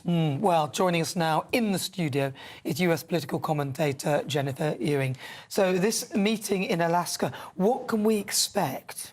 Well, I think we're calling it the Anchorage Accords because we're very hopeful that this will be the first of perhaps a series of meetings. Today, obviously, is bilateral President Trump and President Putin, though they've each brought, teams of people with them, and the teams are quite interesting who each one of them brought. But then we've already discussed and heard that there will be a second meeting, which President Zelensky will be involved in, perhaps some European leaders as well. So, yeah, I think people are cautiously optimistic. In addition to discussion about territory, I think there's going to be a very large economic component around this, about perhaps re-welcoming Russia into the sort of global economic world, as they had been for many, many years. I think some people are referring to the strategy, perhaps, that the U.S. has as a reverse Nixon. So rather than cozying up to China, what we'd love is for Russia to become less of a junior partner of China and perhaps brought closer back into the West. There is something that will most likely be discussed about Glav Product, and that's a business owned by Smirnoff that was seized. The other thing, talking about the team, that I think is really interesting is Scott Bessent will be there. That's our Treasury Secretary. So, again, an economic component is going to be discussed. We know Trump's done, 5-6 peace deals, in the last several months. So, and a lot of those have been around tariffs and that sort of thing. So that's what I'd be looking for. Yeah, President Trump yesterday saying, and that the Oval Office sort of press briefing, saying, I've ended 6 wars since I took office. And he was talking about the deal aspects in America. He was saying, look, America's giving 350 billion odd to Ukraine. We're not paying for that. We're getting it back with the rare earth minerals deal. So in his mind as well as saving lives, which President Trump said is his priority, he said also, I'm getting a deal for America as well. You're exactly right. And President Trump likes to copy former President Reagan's, famous line, peace through strength. Well, Reagan used the military a great deal in that peace through strength. And what President Trump is doing, in addition to the military, though less so because he is, trying to de-escalate these wars, is he's using the economic might of America, and that's sort of the strength, because he ran on peace. He ran on ending wars. A lot of Americans do not want to see these forever wars go on. They want peace. They want the killing to stop. But how can he trust President Putin? Let's be honest, President Putin, every time Donald Trump speaks to him, I think they've had 4 occasions where every time they've met, President Putin said, yeah, we'll stop, and then he's just bombed the hell out of Ukraine straight away. And also the fact that he's flying there, they're going to be together. I mean, how does he know that he's not going to give him one of those horribly laced drinks where people sort of... Some Novichok. Novichok, yeah. well, that's funny, and, maybe it'll be Lavrov who delivers it. I don't know if you guys saw, I think it was an hour ago, Lavrov, who's, one of the big ministers, longest serving in Russia, shows up with a USSR T-shirt. So I think it'll be fun for you guys to cover this. A lot of news coming out with regards to trust. I mean, again, Reagan, trust but verify. And if the economic incentives are strong enough, and also the deterrents are strong enough, I think Trump would like to step away from this and hopefully let Europe take over. He even said with the second meeting, he goes, maybe they don't need me to be there. But hopefully this is the beginning of peace, which is not something that has been discussed by many people over the last 3.5 years. Just finally, Jennifer, what do you make of the fact, we spoke to a sort of left-leaning academic earlier in the show who said that if Trump agrees a deal with Putin and Zelensky's on board and Zelensky agrees under pressure, that it's kind of surrendering to Putin and he's giving him a bigger role on the world stage, and he's just going to, as this guy we were speaking to earlier, Professor of World Relations, was saying that it will be all of Ukraine next and then the rest of Europe. Yeah, well, that is what academics like to say over and over, is this fear that, and let's remember, Putin's not been able to take the whole of Ukraine in the last 3.5 years. So, and the second they step foot in a NATO country, that, that changes the situation. So I don't think that's going to happen. And also, Russia is winning this war. They are. They're a much larger country. They can continue to just, refeeding soldiers into the meat grinder. And is that what Ukraine wants to do? Just keep fighting when they're not going to win this military battle. So let's start discussing peace and stop the killing. Stop the killing. That's the message there. Jennifer Ewing, thank you very much. Really good to talk to you. Lovely Thanks, to guys. see you. Thanks, Jennifer. Right, if you're in search of some holiday sun, here's the forecast for some top European destinations.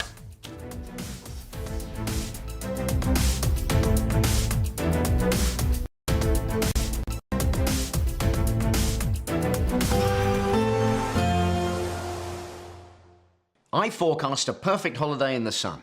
Weather looking good then? For sure, and no worries about our travel insurance. All Clear Travel Insurance sponsors GB News Travel Destinations forecast.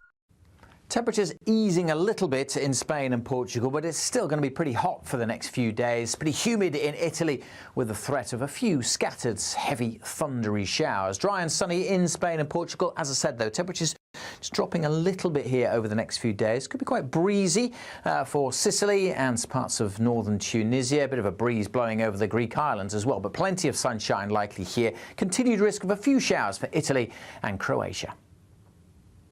All Clear Travel Insurance sponsors GB News Travel Destinations forecast. You've read the headlines, you've heard what those in power have to say. How about now we actually get to the truth? They would pay attention. We go beyond the political theatre and tell you what's really going on behind the scenes. For a massive council tax hike, one of the biggest in the UK. Others follow their lines, but we go off script. You sound like a broken record. You say that week after week. Cutting through the narratives and giving you unique perspectives. That's Ben Leo tonight, Saturdays and Sundays from 9 p.m. on GB News, Britain's news channel. Wake up with a familiar face. She's back on breakfast television. Penny Smith returns. Miss me? Well, I'm here and I brought the coffee. And we're reuniting to brighten your morning. It's just like old times. only better. So join Penny and me next Monday and Tuesday only on GB News Breakfast. Hi, I'm Michelle Dewberry, and my show is your opportunity to cut through all the noise and dive in headfirst to some robust debates. Ideas clash. Situation, No, isn't it? no, 'Cause the failure is- you're the failure is- deliberately avoiding my point. Nothing's held back, And if you think this is the end of it, wait for more. and we do not shy away from the difficult stuff. Sometimes I want to shake people and say, if only you understood. So join me on Jubes & Co. weeknights at 6 p.m, only on GB News, Britain's news channel. Join me, Nana Akwe, for an informative, interactive news programme with a difference. It's fun. No, he didn't say that, Dave. I'm so surprised. I think there's an element of truth to that. Join me from 3 p.m. every weekend, only on GB News, Britain's news channel. Good Afternoon Britain isn't just about us. The wonderful thing about this programme is it's about everyone watching. It's an interactive programme. Well, there absolutely is something to see here, and we're going to be talking about it more. Whether it's breaking royal news, please bring us up to date. Or indeed a particularly punchy speech in the House of Commons. Very, very curious. We bring it to you live, and then we bring you live reaction as well. That's Good Afternoon Britain, weekdays from midday. Only on GB News, the People's Channel, Britain's news channel. Mornings don't have to be tiresome, especially if you have the right company. Wake up to news as it happens, opinion and debate, and of course, a little bit of entertainment too. Because when the kettle's on, we're on. That's Breakfast on GB News, a show worth waking up for. Every morning from 6 a.m. Only on the People's Channel, Britain's news channel. We'll spread the news, you spread the word. Britain was once the envy of the world. But look around. A nation that no longer knows what it is or where it's going. A country that's broken. How do we fix Britain? How do we bring it back? Friday night with Matt Goodwin at 8 p.m. Only on GB News.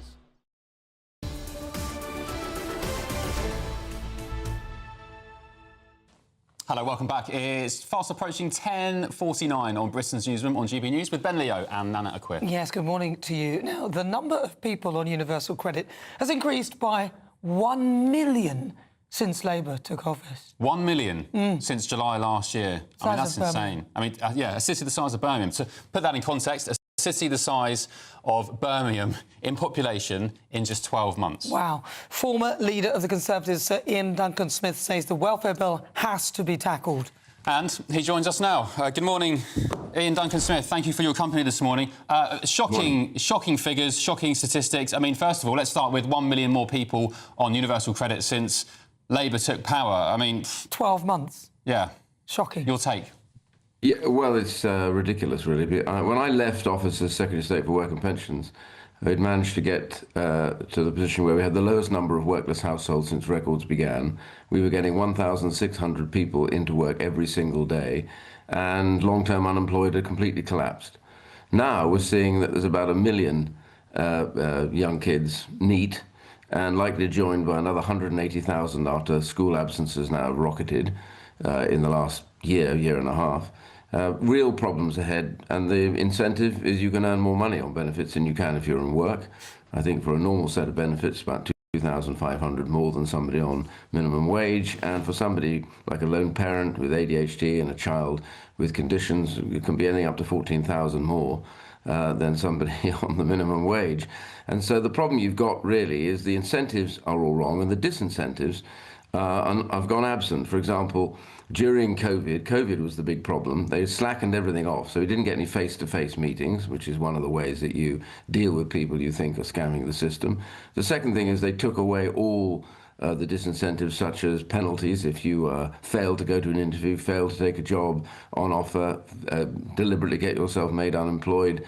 There were sanctions against that, and you had benefits taken away. That all disappeared completely during COVID, and so it's small wonder that the system that we set up had been pretty well trashed during COVID, and governments, including the Conservative government previously, but now really very badly the Labour government, have just completely failed to tackle this. And there are many ways to do it, but you've got to deal with the burgeoning, growing number of claims on what we call mental health, such as depression, anxiety, and ADHD, which are in many senses, medicalising conditions, normal conditions of life, and people are getting money for them. And far better than having them on benefits, work is, of course, the greatest cure for depression, anxiety, and ADHD.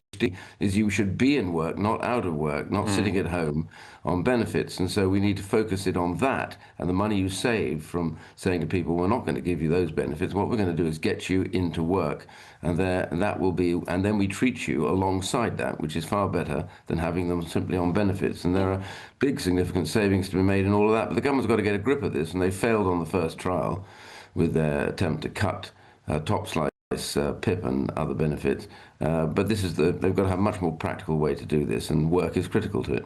Well, you just said it there, they did try and they failed. So what went wrong, and what would you do differently then? Well, I've set this out in the article that I wrote for The Sun, but also the Centre for Social Justice, which I set up, has done a huge amount of detailed work on this. And the reality is you have to turn this around and focus on those areas where you know full well there is a better way to do it. As I said earlier on, the thing to do now is to focus, first of all, on returning all of the sanctions and making sure that face-to-face checks are done again, absolutely critical to this. The second part of this is really to say, look, NEETs are a critical moment for us to get after them. Many are leaving school without any skills at all. We need to get after them when they leave school. We need to get after them as soon as they arrive in the welfare office. And what we have to say to them is, look, we need to get you back into work rather than onto benefits. And so the critical thing is getting them into training, getting them into learning what it's like to get into business. When I was Secretary of State, we had a deal where they get 2 months on benefits while they did work experience and then went back into work. That worked brilliantly. Over 60% went into work as a result of their employers getting to know them. And that sort of thing should be reintroduced again. But critically, we need to make sure that we don't pay people who need work to sit away from work, which is what's going on at the moment. And if you look at doctors, GPs, you know, they are really scared stiff of those three areas, depression, anxiety, and ADHD, so that 93% of those who are in work, who go to see them, get a sick note and they fall out of work. That is completely wrong. They should be kept in work with the employers involved while they get the treatment. That's the critical element. There's lots to be done, but the government's not doing any of it at the moment. OK, Ian, thank you. Yeah, the phrase sick man of Europe is often banded around, isn't it? But, I mean, by 2030, the welfare bill, the sickness benefits bill, could balloon to 100 billion, which is more than the defence budget. So that says it all. Former leader of the Tories, Sir Ian Duncan-Smith, thank you for your company. That's an incredible stat, 100 billion by 2030. Yeah, and the thing is, the Labour government did try it, but their own backbenchers stopped them. All right, could we be on the verge of seeing an end to the use of migrant hotels? I'm not going to hold my breath. More after the break on Britain's Newsroom.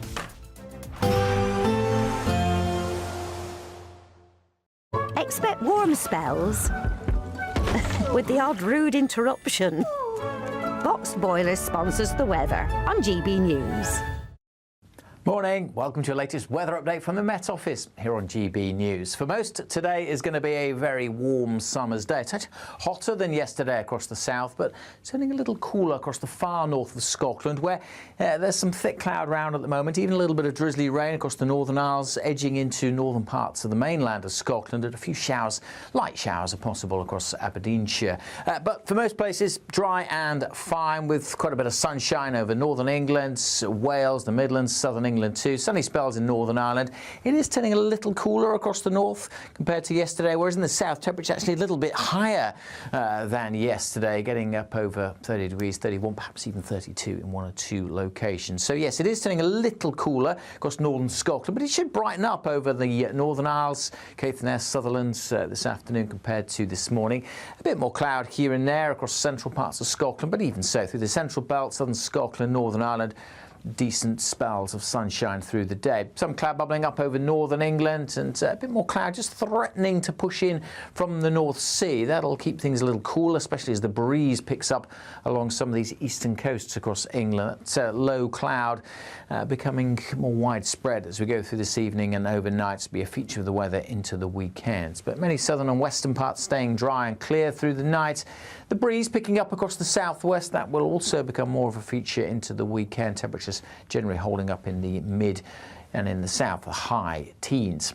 On to the start of the weekend, and Saturday starts pretty grey over East Wales, the Midlands, Eastern England, Eastern Scotland. This cloud should break up as we go through the day tomorrow. Parts of the East Coast may just stay a little misty and murky through the day, but elsewhere, many places dry, fine and sunny. Temperatures perhaps not quite as high, peaking probably southwest England, South Wales, but will be quite gusty in the far southwest. Goodbye. Expect warm spells with the odd rude interruption. Box Boiler sponsors the weather on GB News.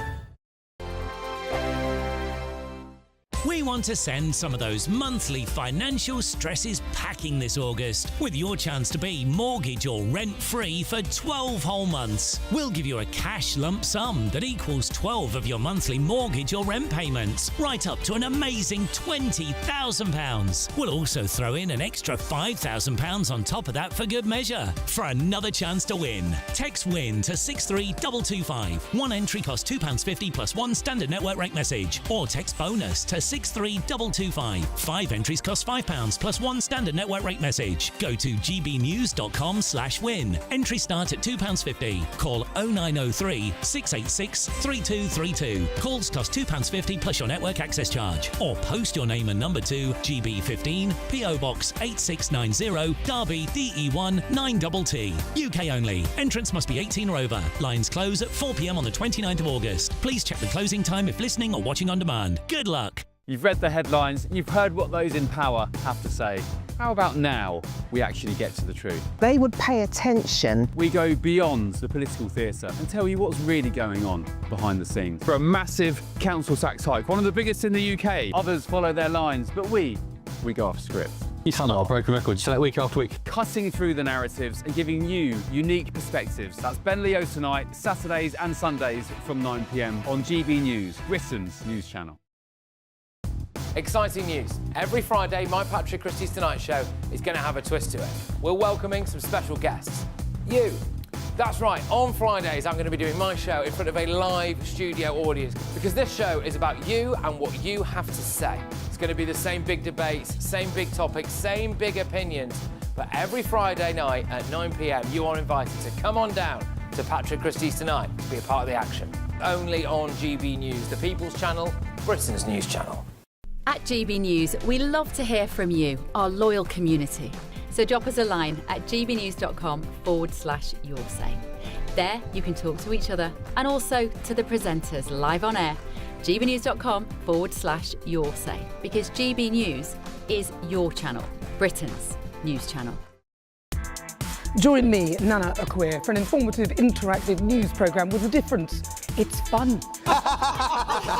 No, he didn't say that, Dave. I'm so surprised. I think there's an element of truth to that. Join me from 3 p.m. every weekend, only on GB News, Britain's news channel. In the GB Newsroom, we bring you the news as it happens. With our team of dedicated journalists across the UK, we're ready to keep you up to date with what's happening every half an hour, every single day. Bulletins here on GB News, the People's Channel, Britain's news channel.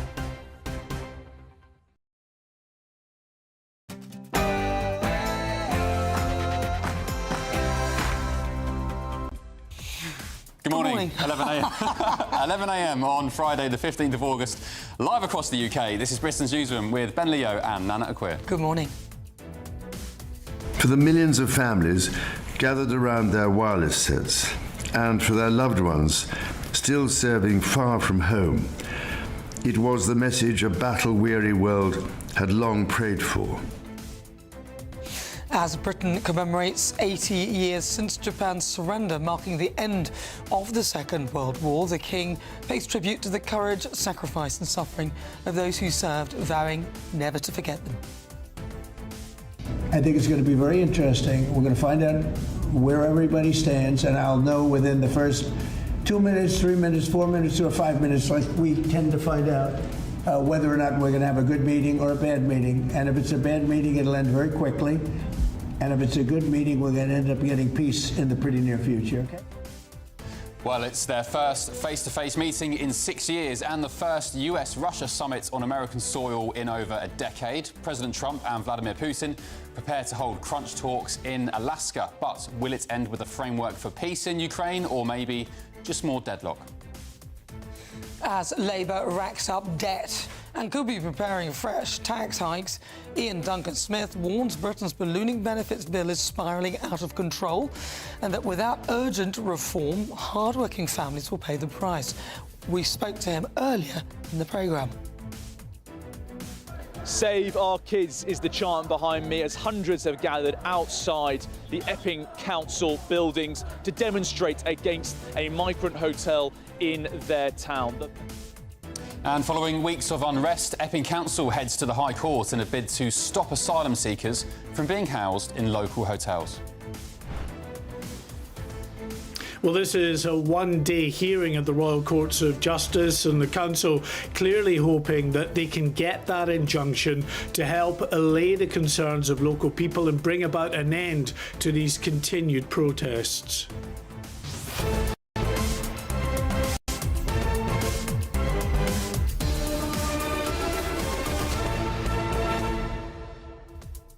See, this situation with the migrant hotels, it's totally out of control, isn't it, frankly? And some of the companies that are supplying the migrants for these hotels and organising it, they're kind of benefiting quite heavily. Oh. And nobody really cares, do they? Because people are making money out of this. Lawyers are making money, the people supplying the properties are making money, the hotels are making money. You've got hotel billionaires now. There's a piece in the Times a few months back about the first migrant hotel billionaire. You've got landlords being offered 5 years rent up front from the likes of Serco to house migrants in HMOs, blighting communities. 5 years rent, all repairs and maintenance paid for. Absolutely, they'll no return questions the property asked. exactly the same way that you took it. There'll be no questions asked at all. And I know for a fact, having spoken to someone who ran a business was providing accommodation, HMOs, that some of his properties were actually left empty, even though they'd been promised people, and we were still paying £2,500 a month for that. So those companies are making money, even though a lot of those properties are empty. Make no doubt about it. Many, many people are benefiting from this migrant crisis. Let us know what you think. gbnews.com/your say. Let's get your news headlines first with Aaron Armstrong.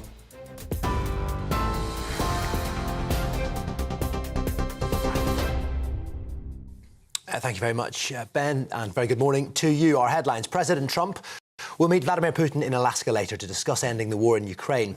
Mr. Trump says the Russian leader will not mess around with him in what will be their first one-on-one meeting in 6 years. He's told reporters at the White House he thinks Mr. Putin would like to see a deal.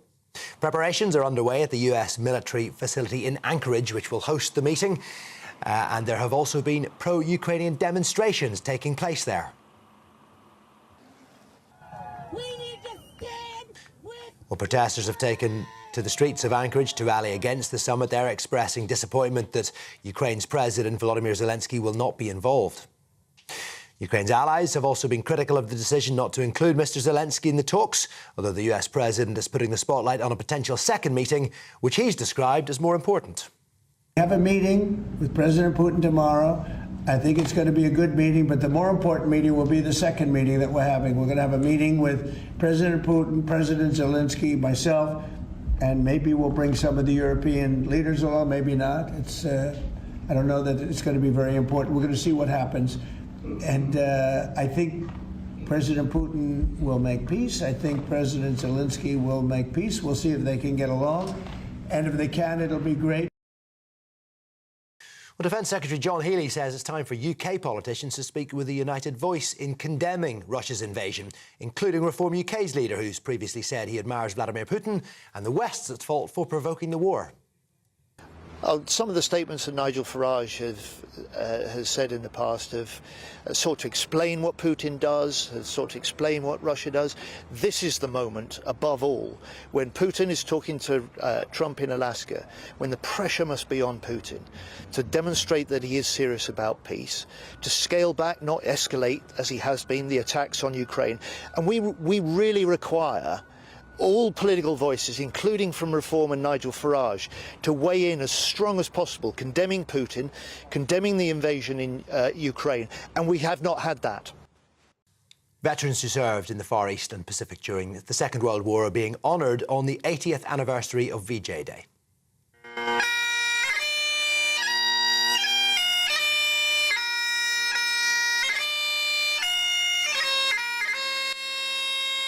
Played Battles Over at the Edinburgh Castle and the Cenotaph in London to mark Japan's surrender on August 15th, which ended the conflict.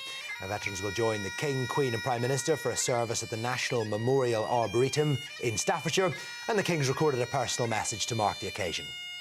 On this day of profound remembrance, I speak to you in that same spirit of commemoration and celebration as we honour anew all those whose service and sacrifice saw the forces of liberty prevail.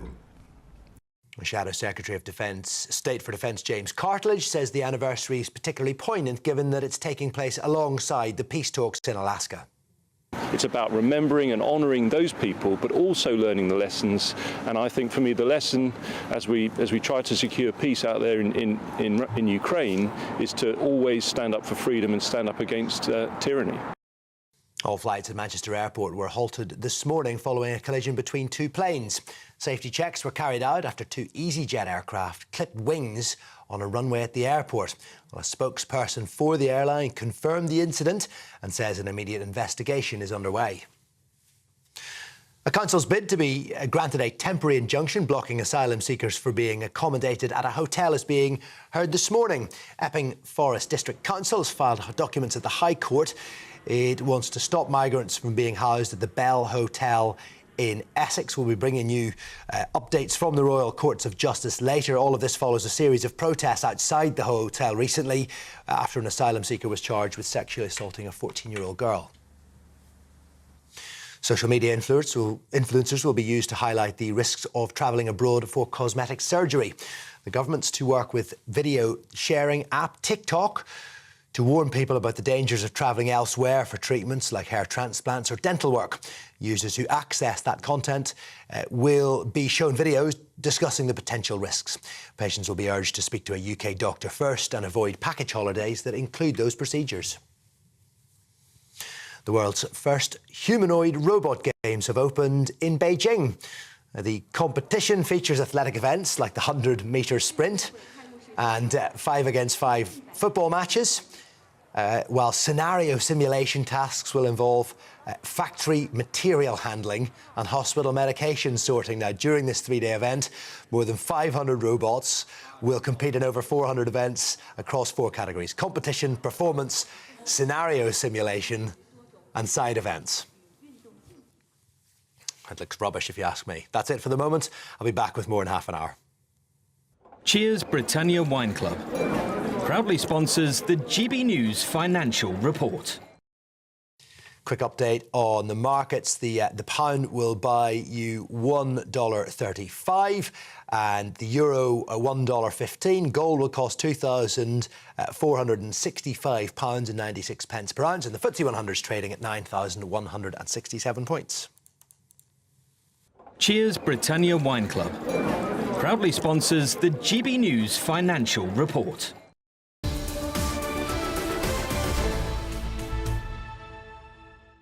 Thank you, Aaron, and good morning to you. Thank you for your company. It's almost 11 on Britain's Newsroom with Ben Leo and Nana Acquit. Thank you for your emails as well. Good morning to you, Nana.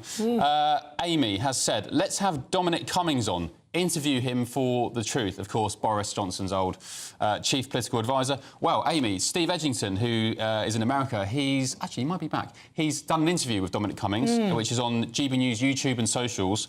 And Cummings said some interesting stuff, including that he reckons a Farage smear campaign / a space of investigations will soon be coming the Reform leader's way in a bid to stop him running. So I don't know what he knows or how he knows it, but... Well, they've already started insulting him, haven't they? I mean, they've been doing that. They did, yeah, I mean, come on, ridiculous. Beverly Martin, she says, I don't see why they can't just float the Bibi Stockholm out in the Channel, pick the migrants up if they have to dump them on the Bibi. There should be a large team of public sector workers who process them within days. The ones that are allowed over in the UK are not given any benefits, housed until they have paid in the system for 5 years. They can have a work permit and they can get half-price medical care. I very much think that is fair, and B, will act as a deterrent and stop them actually coming in the first place. This is my thought of the day. But then where will they stay? They can't go on a bivvy and then come and work. I would have them in cruise ships, a line of cruise ships. They'll be actually, I'd create almost like a... See, I get you. You know, like one of those, you know, they have the plane things where the planes take off. I'd create something like that. I'd have processing centres there, and then I'd work out what to do with the people once they're processed. I understand. I get you. Would be a deterrent, you see. I feel you, but I fear we're venturing again into sort of red herring too much detail. Just turn the boats back. I don't want them on cruise ships. Yeah, but you see... I don't want them on the BBC Stockholm. I don't want them processed in detention centres on British soil. Just turn them back, like Australia did, in lifeboat-worthy vessels. Off you go. Don't care about France. Don't care about international order and international laws. The security and the interests of Britain should come first, as per Donald Trump. Yeah, well, you see, that is a good point, and that's ultimately what I'd like to do. But in reality, the French aren't going to enable that. Who cares? Yeah, no, I agree with you. I don't care. But, no, but I do think I see your point. No, but, you know, look, if we can't get them to take them back or whatever, then, yeah, I'm with you. Turn the boat back, leave them, take them back. That's what Trump did with the Latin American gangsters in El Salvador. He sent them back. No, but he used tariffs, remember? And exactly. Keir Starmer didn't do any of that when he did the US, the deal with the EU, the one that is supposed to be a defence pact. He did the opposite. He said, oh, please take more of our fish. If it were me, I'd have done a deal. There you go. I'd have done a deal with the fish and said, OK, you can have the fish for a little bit, but that's in exchange for you accepting that we'll turn the boats back. Yeah. Did he do that? Hell no. Just needs some political will. All right, so what do you think? GBNews.com/your say. But 80 years ago today, Japan officially surrendered. Well, actually, it was the kind of informal surrender. The official surrender was on the 2nd of September, but this was the informal surrender to the Allies, and the Second World War came to an end. And here in Britain, celebrations broke out with crowds flooding the streets. These days, every year, there are fewer veterans still alive who served in the Far East, making it more important than ever before that we pay our final respects. Well, joining us live from the National Memorial in Staffordshire is GB News reporter Jack Carson to tell us more. Jack. Yeah, thank you very much. Well, it's here where the Royal British Legion's service dedicated to celebrating victory in Japan 80 years ago and commemorating those who never came home, but also, as you rightly mentioned, those who are still with us. We're going to hear powerful stories from those who were kept as prisoners of war over in Imperial Japan. We have got in attendance at today's service civilians who are held in prisons of war, but also we have more than 33 veterans, including two of the last surviving Chinrits, who one of which we have spoken to today, and you'll hopefully be able to hear that interview on GB News a little bit later on, about speaking to him about the conditions that he had to face, finding out when he was still fighting in the Far East and in the Pacific, finding out about victory in Europe and still having to continue his own fighting, not only against the Japanese in the likes of Burma and behind enemy lines as he was, but also against the diseases and malaria. We know how many soldiers had to be flown out and evacuated because of contracting disease while they were out there on their campaigns. And so as we celebrate those veterans who are still with us, there are many here also thinking, remembering about their own family. Levison H. Wood is here today. He's remembering his father, also called Levison H. Wood. Take a listen to what he told us about his father earlier on. We all know what happened in '45 to Hiroshima. Dad was put in charge of a swimming pool where he was a lifeguard. And I get quite emotional there. And when he landed back in the UK, he spent 4.5 months in the Countess of Chester Hospital. They said he'd got malaria, but I don't know why he would stay in hospital for 4.5 months. Sadly, I think he had the effects of radiation poisoning for the rest of his life. He lost several friends, one whilst singing the Vera Lynn song, We'll Meet Again. And every time he saw Remembrance Day, he couldn't watch. And how do you feel being here today? Almost, I can't tell you. It's like meeting him again. I couldn't wait for today to come. And we've travelled quite a long way today to get my son and to come up here, but it's been worth the trip. Such powerful memories there from Leveson talking to us a little bit earlier on about his father, who fought, and when he was sent to Hiroshima after the dropping of the atomic bomb, ended up dying due to now what we would recognise as radiation poisoning. People like him telling stories like that are all around us here today at the Arboretum. The service today is going to be attended by His Majesty the King, Her Majesty the Queen, the Prime Minister, and over 1,500 invited guests. There will be a fly past from the Red Arrows, as well as a Battle of Britain memorial fly past here as the commemorations begin a little bit later on. Jack Carson, thank you very much. Thank you, Jack. Right, let's move on, because Epping Council is seeking a temporary injunction to block Asylum hotels in the Bell Hotel in Essex. Now, this follows a series of protests outside the hotel in recent weeks after an asylum seeker was charged with sexually assaulting a 14-year-old girl. Let's speak to GBNews Home and Security Editor Mark White, who joins us now. Mark, what's the latest, please? Well, we're now hearing from the Council for Epping Forest District Council, setting out the case really that the council has about the use of the Bell Hotel in Epping as an asylum seeker accommodation. They have said that no planning permission was ever sought by the owners of this hotel for a change of use. And that was, they say, a fundamental change of use from a hotel to a facility housing asylum seekers. So he's setting out effectively the case for the council. They've also highlighted how that hotel has been the subject of significant protests against the hotel in recent weeks because of allegations of criminality that have been linked to individuals at this hotel. There have been 28 arrests at various protests and counter-protests outside the hotel. It is something that is of great concern, the council say, to people in that local community. Had they been approached and permission been sought for a change of use to an asylum seeker hotel, it's not something that the council would have granted, but they were not approached and were not asked about the change of use, which they say puts this company and therefore, of course, the Home Office in breach of the rules around the use of a hotel. Because what happens to Suella Braverman? She's become the first MP to speak at an anti-migrant hotel protest, and also managed to stop one of the hotels in Waterlooville being used as a migrant hotel. So it is possible for it to happen. The problem is, if they're moved from the hotel, where will they go?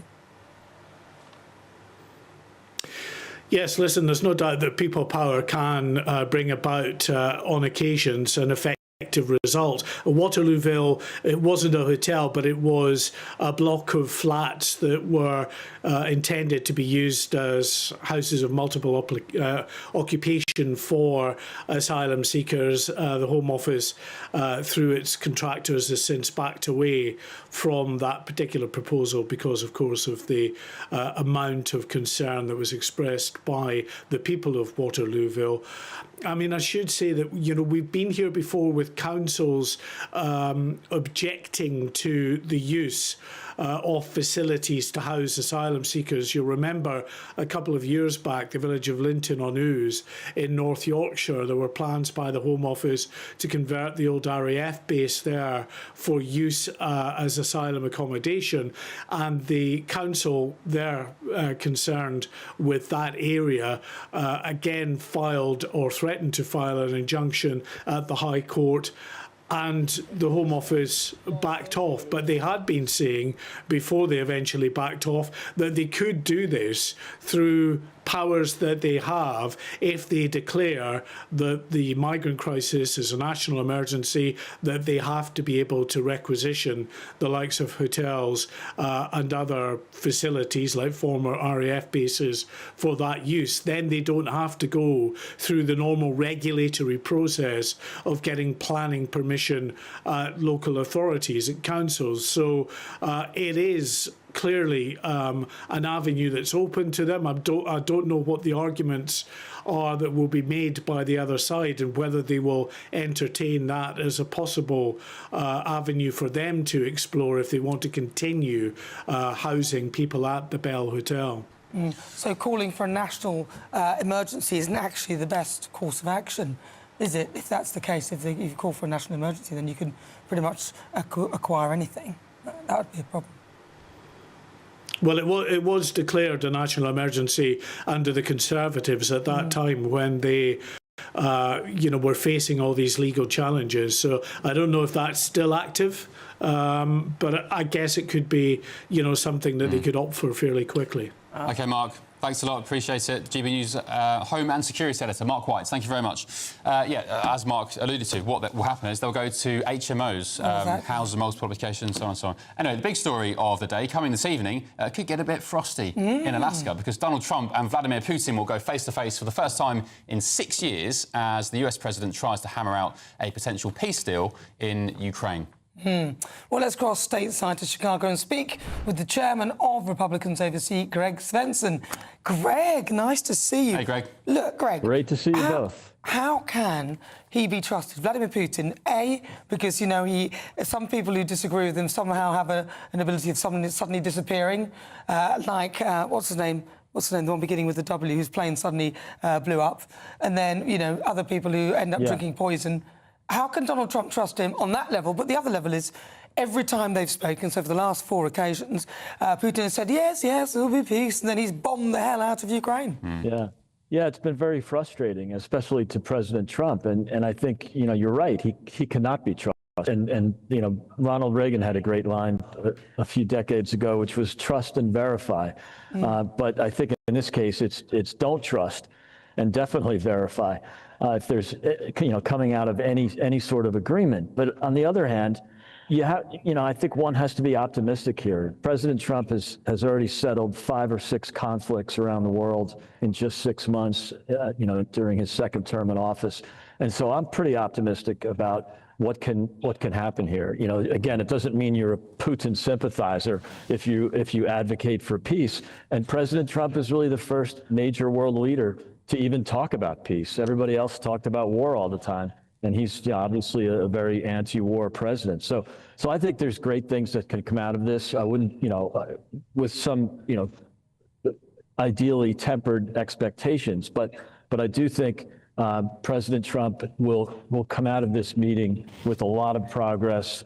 He's brought Scott Bessent with him, the Secretary of the Treasury, which I think is a really good indication that they're not going to just be talking about battlefield and land swaps. They're going to be talking about business, and that's the carrot that he's used in settling these other conflicts around the world.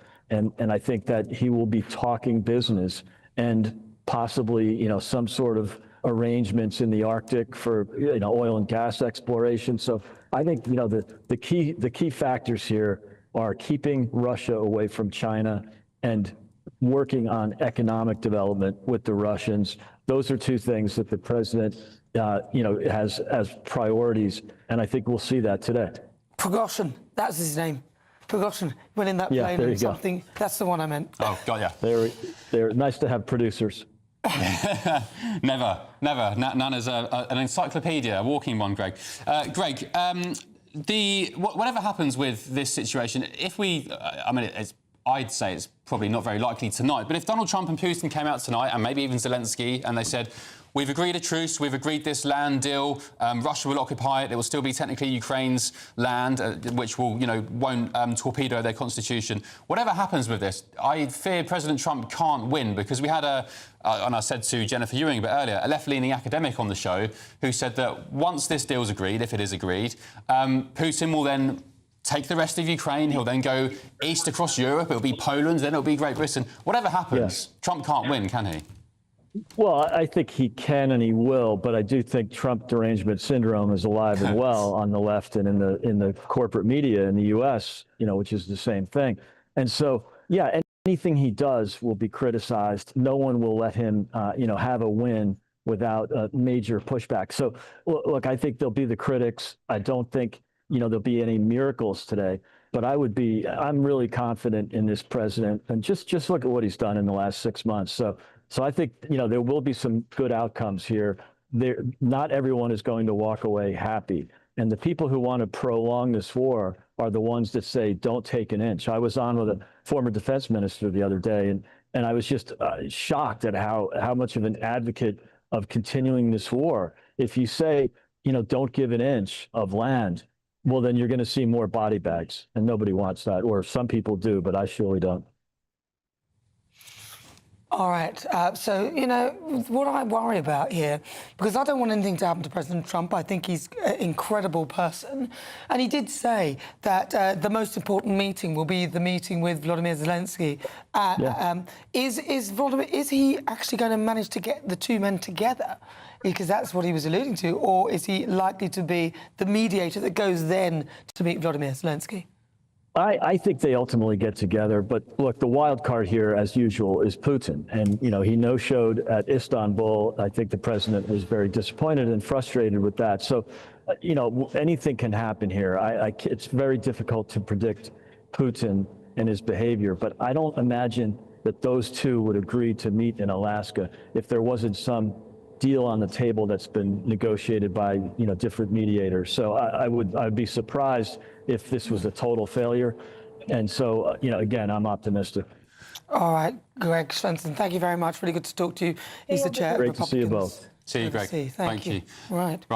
Some breaking news now. Brace yourselves. Suspended Labour councillor Ricky Jones, 58, has been found not guilty at Snaresbrook Crown Court of encouraging violent disorder after he called for far-right protesters' throats to be cut at an anti-racism rally in the wake of rioting following the Southport murders last year. A reminder of that incident. OK, so here he is there talking. Ricky Jones, in this clip, it went viral last year before he was arrested and charged. He calls for the throats of what he called far-right protesters to be cut, to be slit. He was in court on those charges. He's been found not guilty of inciting violence. Wow. Interesting.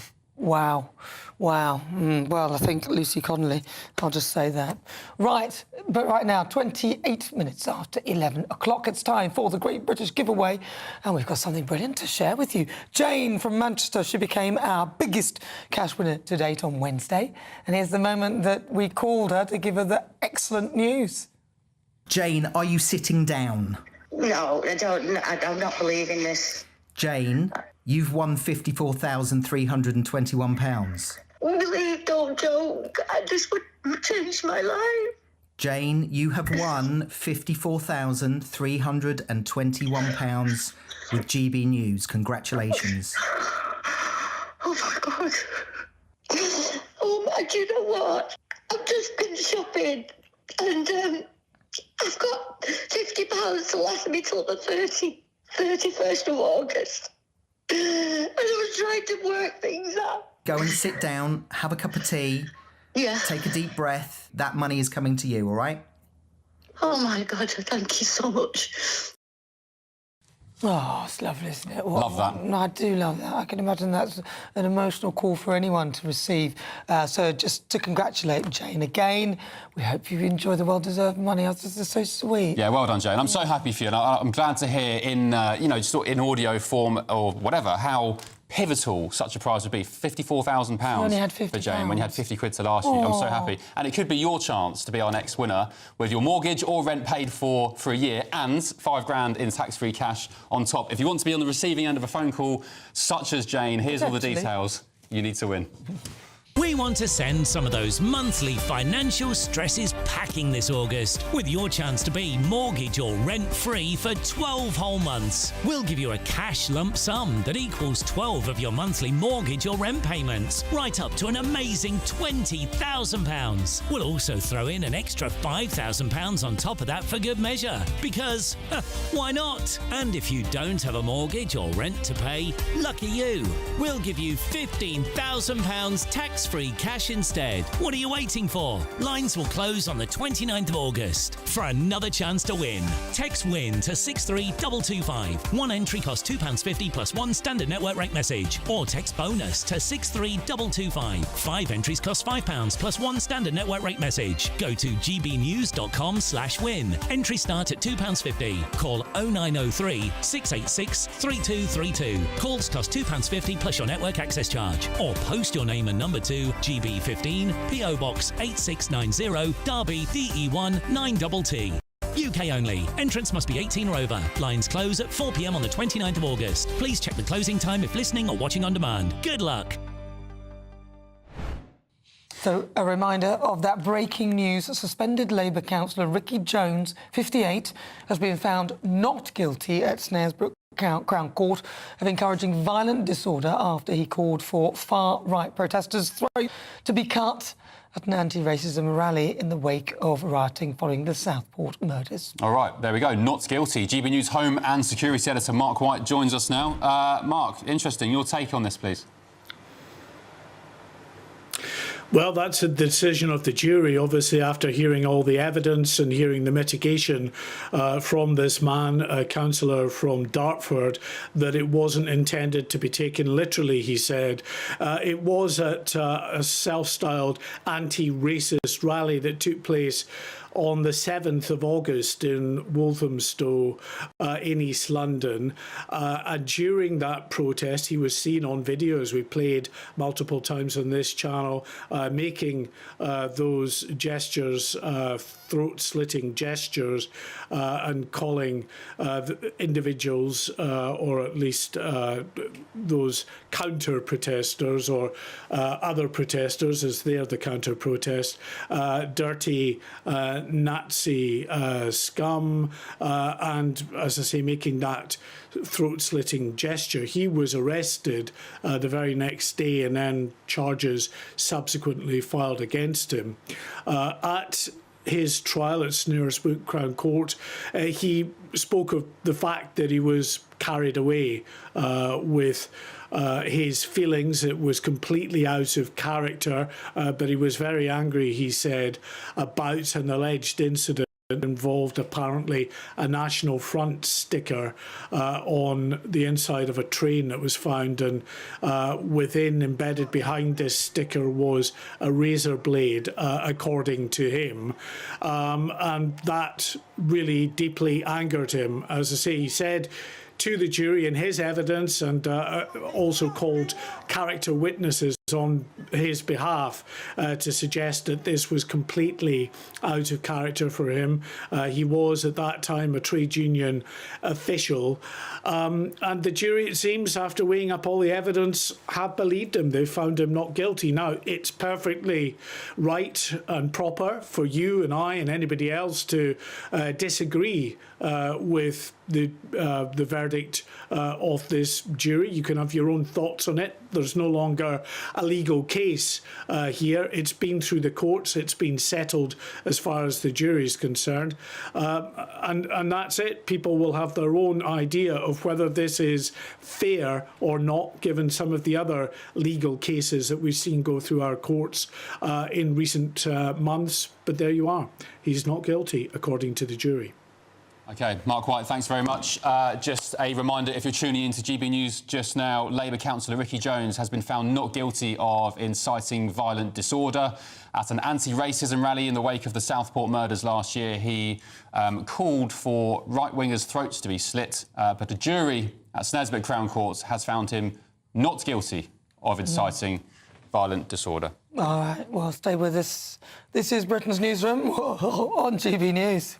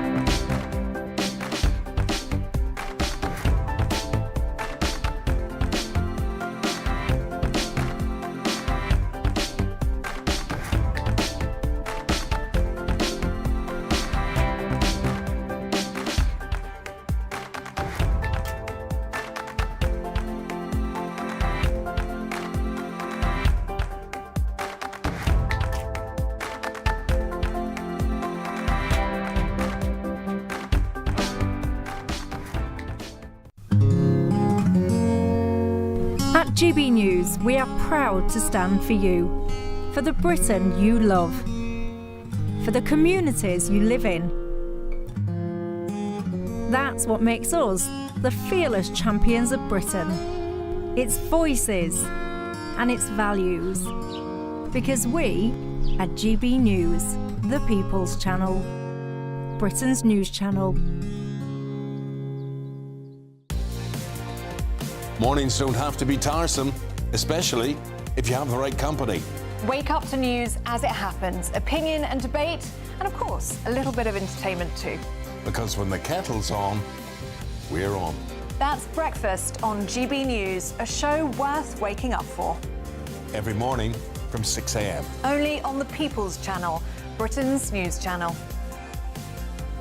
We'll spread the news, you spread the word.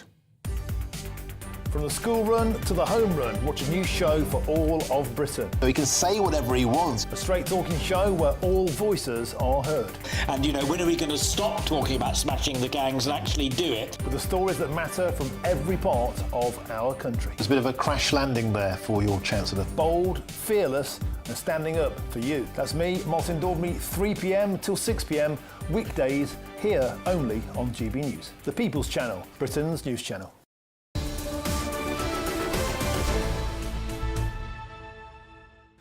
Well, good morning. It's fast approaching 38 minutes after 11 o'clock. This is Britain's Newsroom with Ben Leo and me, Nana Acquare. Some breaking news, of course. Yes, what a morning it's turning into, eh? We've just heard from Snaresborough Crown Court that Labour councillor Ricky Jones, 58, has been found not guilty of inciting violent disorder after making a throat-slitting gesture and saying that right-wingers should have their throats slit after the Southport murders last year. He's been found not guilty by a jury at Crown Court. Which is interesting, isn't it? Let's compare it to, say, Lucy Connolly, who's banged up for 2 and a bit years for a tweet, a similar charge. Mike Ainsby. Mike Ainsby, who punched somebody. To the floor. Yeah. All on camera. Wow. All right, well, it's been 80 years ago today, Japan surrendered informally to the Allies, marking the end of the Second World War. Yes, in a national address, King Charles has paid tribute to the so-called Forgotten Army. Despite the unyielding support of their devoted battlefield commander, General William Slim, the forces on the ground sometimes consider themselves the Forgotten Army. But as patron of the now Burma Star Memorial Fund, and having attended one of the great Burma Star reunions at the Albert Hall with Lord Mountbatten, when the hall was filled with thousands of bemedalled veterans, it has been my privilege to reassure the remaining veterans that they and their fallen comrades shall never be forgotten. So GB News' Royal correspondent Cameron Walker joins us live in the studio. Cameron, tell us more. Yes, of course, the King delivered a message to the nation at 7:30, very poignant, of course, because it was his grandfather, King George VI, 80 years to the day, who delivered the message to the nation, the Commonwealth and the Empire, saying the war is over. And the King decided to also, of course, pay tribute to the so-called Forgotten Army, as you heard him say there. Of course, when VE Day happened in the May of 1945, the home fronts perhaps took a bit of a step back, a bit of a relief, because, of course, Nazi Germany was no longer a threat. But, of course, thousands, tens of thousands of British and Allied troops were still fighting in the Far East. And that is something, that's what today's all about, really, commemorating those personnel who fought there. And the National Memorial Arboretum later on this morning. Hopefully we'll be able to show you pictures in the next 10 or 15 minutes or so. The King, the Queen and the Prime Minister will be leading tributes there alongside 33 veterans who actually fought in the Far East all those years ago. The youngest there is 96 years old. The oldest is 105. And wow. And exactly. So incredibly old, and yet they're still there wanting to, of course, pay respects to their fallen comrades of 80 years ago. And there's only 33 left who could make it to this particular National Memorial Arboretum service. And of course, this is perhaps the last proper commemoration we're going to have with people who actually fought on the front lines 80 years ago during the Second World War, so it will be particularly poignant. What about the rest of the royals? Cameron, William, Catherine, Harry, Meghan? Any they're not royals. commemorations from them? Well, of course, Harry and Meghan no longer working members of the royal family. Let's wait until California wakes up, shall we, and see what the day brings for them. But the Duke and Duchess of Edinburgh, they are in Edinburgh, funnily enough, for a special service, the Scottish National War Memorial Service. The Duke and Duchess of Gloucester, they are at Norwich Cathedral to commemorate the Far East prisoners of war.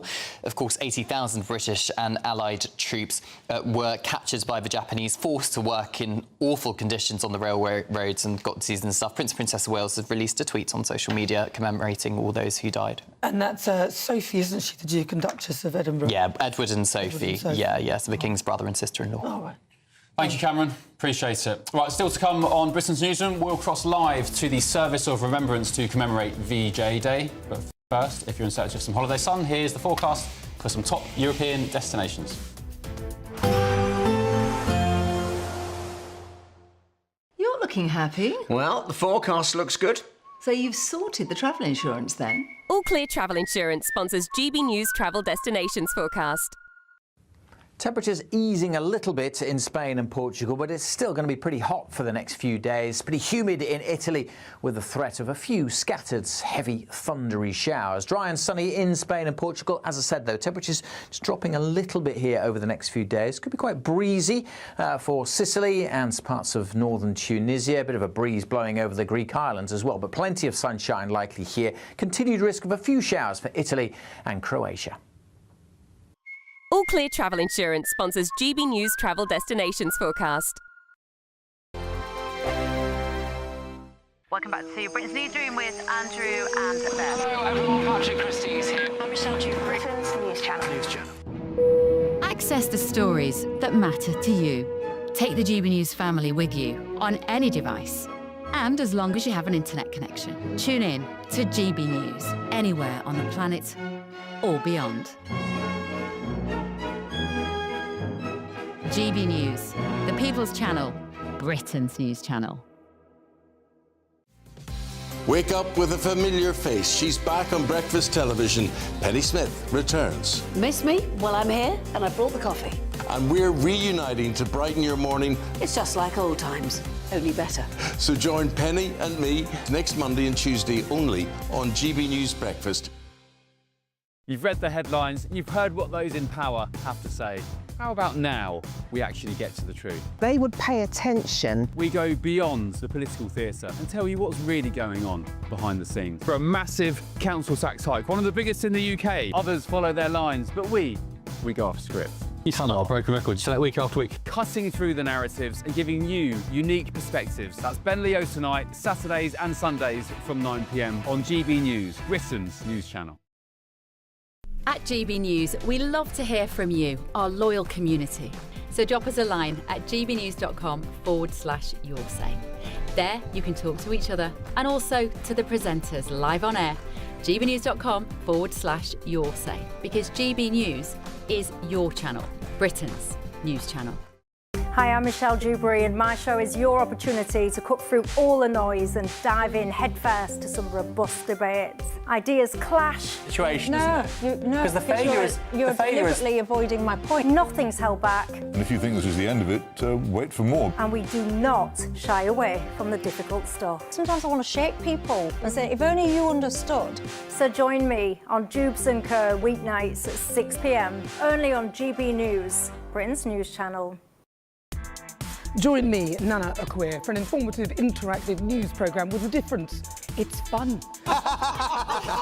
No, he didn't say that, though. I'm so surprised. I think there's an element of truth to that. Join me from 3 p.m. every weekend, only on GB News, Britain's news channel. Good Afternoon Britain isn't just about us. The wonderful thing about this programme is it's about everyone watching. It's an interactive programme. Well, there absolutely is something to see here, and we're going to be talking about it more. Whether it's breaking royal news, please bring us up to date, or indeed a particularly punchy speech in the House of Commons. Very, very curious. We bring it to you live, and then we bring you live reaction as well. That's Good Afternoon Britain, weekdays from midday. Only on GB News, the People's Channel, Britain's news channel.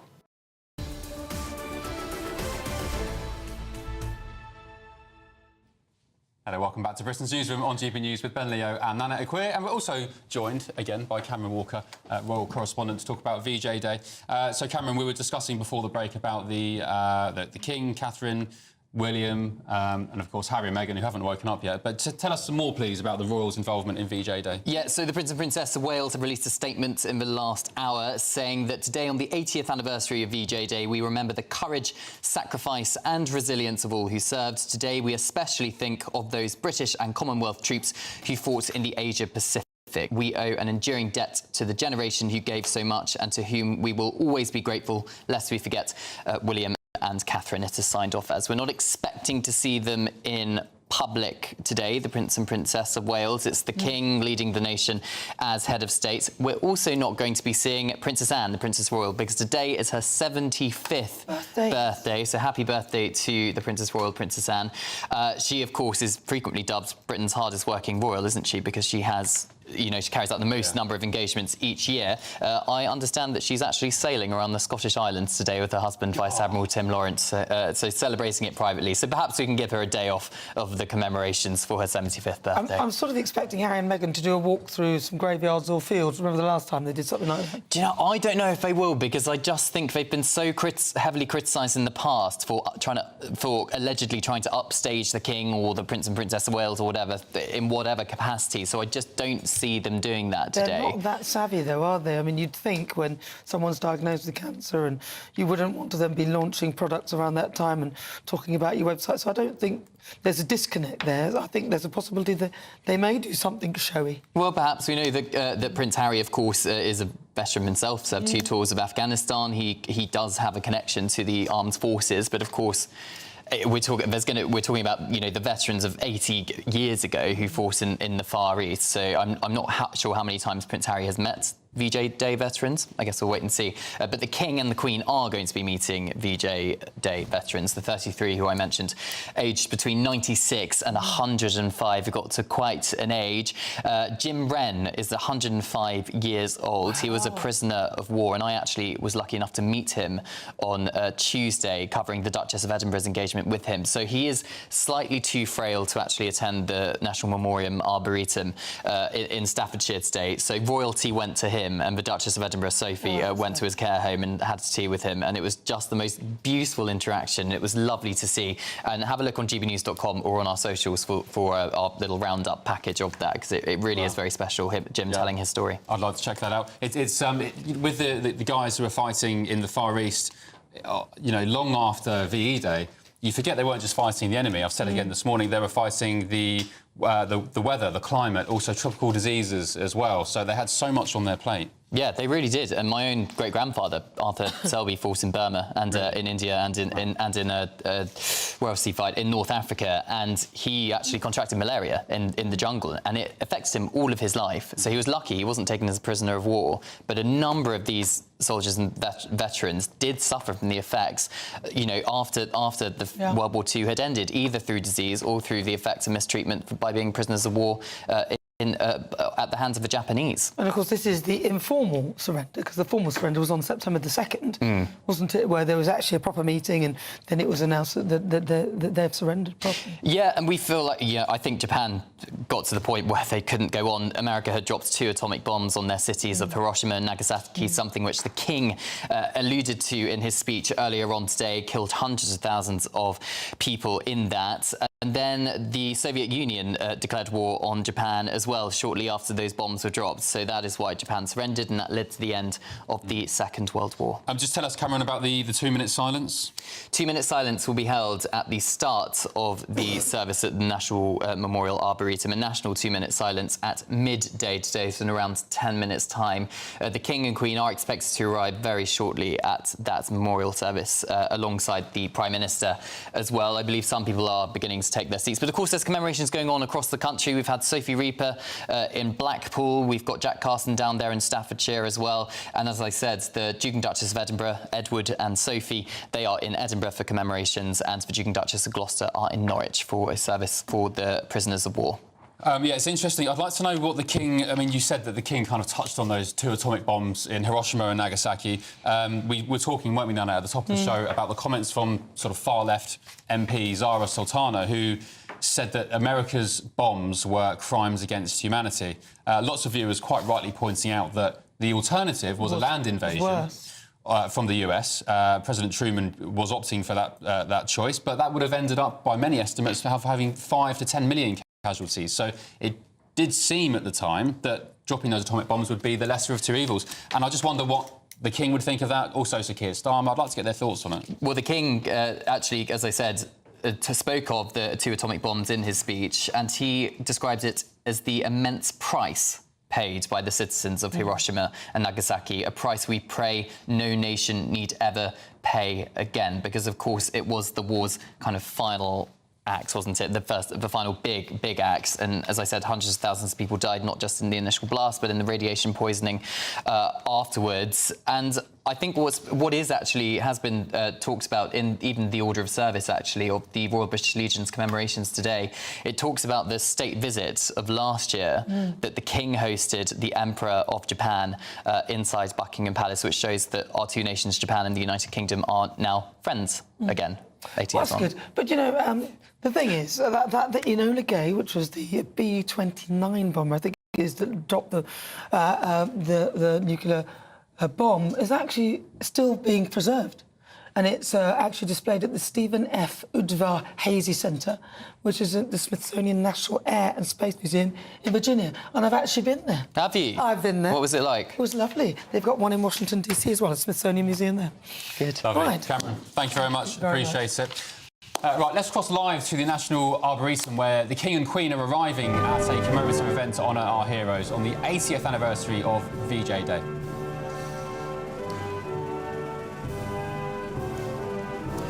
So you are watching on your screens now live pictures of His Majesty the King and Queen arrive at the National Memorial Arboretum in Staffordshire.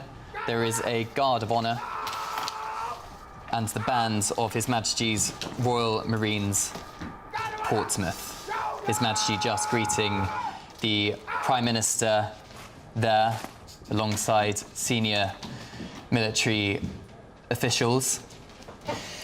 This is, of course, particularly poignant for the King because it was his grandfather, King George VI, 80 years ago, who delivered the message to the nation, the Commonwealth and the Empire, declaring that the war is over.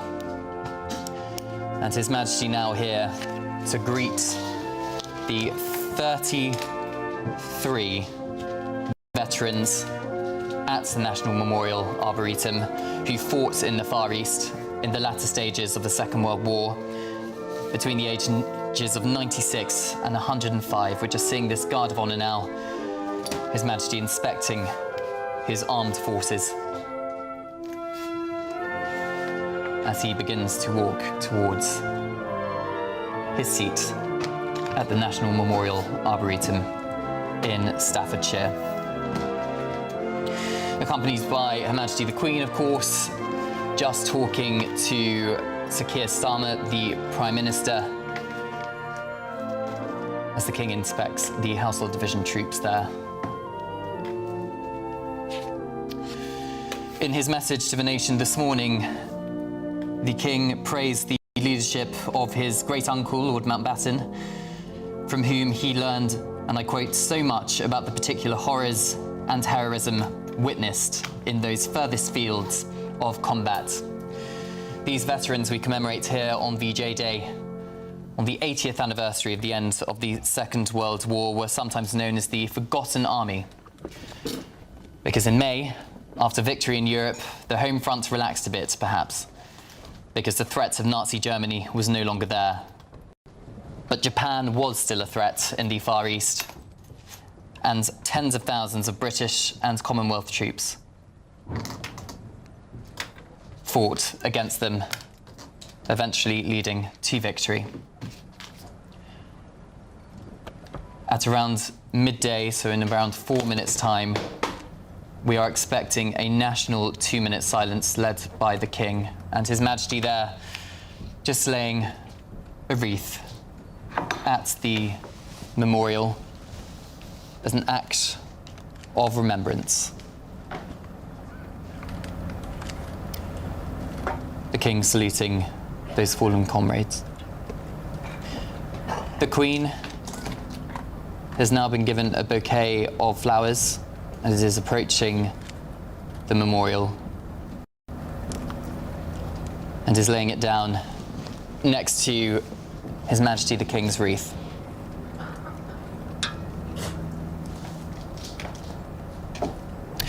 I can tell you that Her Majesty is wearing a white pleated chiffon dress by Dior and a white Philip Tracy hat. Her Majesty even is wearing the Rifles brooch, which Her Majesty is Colonel-in-Chief of. The Prime Minister laying a wreath alongside their Majesties, paying tributes to the forces who fought in the Far East 80 years ago today.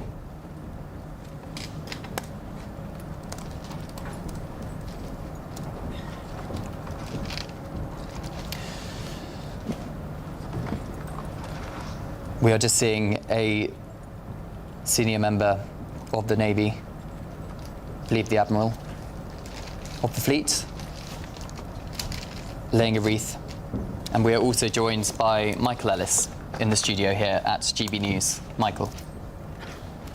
Hello, Cameron, and yes, we just saw the Chief of the Defence Staff there, Admiral Radakin, laying a wreath, and His Majesty wearing a summer uniform. But this is such an important ceremonial occasion to mark what really will be one of the very last occasions where there are living veterans, albeit extremely elderly, of this signal theatre, this battle for civilization, as it was perceived at the time and still is now. Emperor Hirohito of Japan declared his surrender and his imperial forces' surrender on this day 80 years ago today. And the formal surrender actually took place on board an American warship, the USS Missouri, a couple of weeks later on the 2nd of September. But one thing I think should be recalled, and that is this.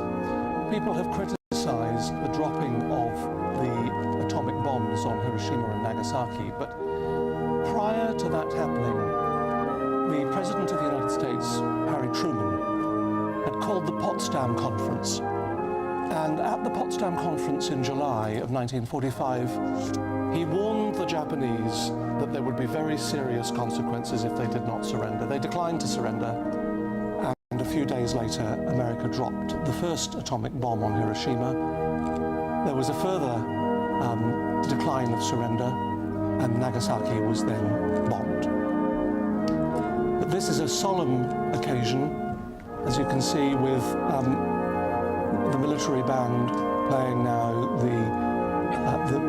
the music that we often hear at these occasions to mark the somber occasion of the loss of so many lives. I mean, after all, the British and Allied forces knew full well how vicious a fighting force the Japanese were. They didn't believe in surrender for themselves, and they therefore fought to the death. And that meant that Allied losses were extremely significant. At the Battle of Okinawa, just a few months before the end of the war, March 1945, there were thousands of Allied soldiers killed, tens of thousands, in fact, 82,000 plus American casualties alone. So we see now this event organised by the Royal British Legion at the National Memorial Arboretum in Staffordshire, where the royal family, of course, who have always marked the events of World War II as part of the national framework of this country, as part of its constitutional makeup, you might say, recognising the sacrifice of so many and the subjugation of so many in what was effectively, Cameron, a form of slavery. Well, now for the 2 minutes silence. Grow not old, as we that are left grow old. I shall not weary them, nor the years condemn. At the going down of the sun, and in the morning, we will remember them. Thank you.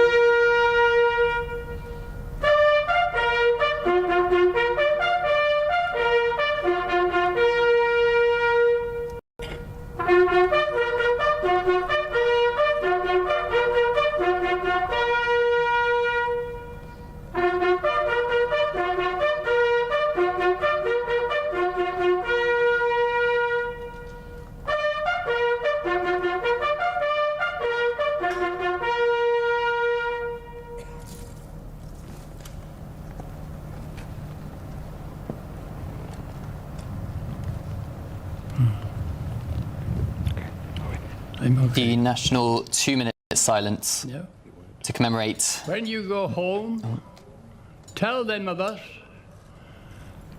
and for your tomorrows, we give our todays.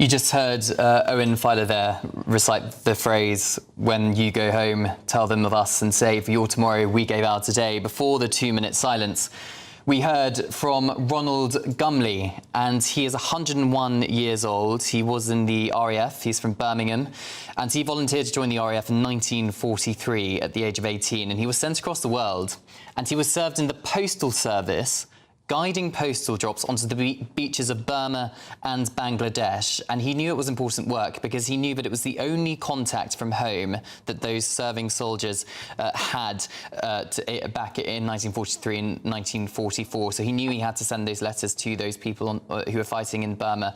And on VJ Day itself, he was on his way to Singapore, but there wasn't much cause for celebration, he says, because they could still see kamikaze planes flying overhead. So it must have been very frightening. Really, really poignant stuff there. Thanks indeed, Cameron Walker. Well, you're now listening to a special edition of Good Afternoon Britain with me, Tom Harwood, Dawn Newsroom as well. Yeah.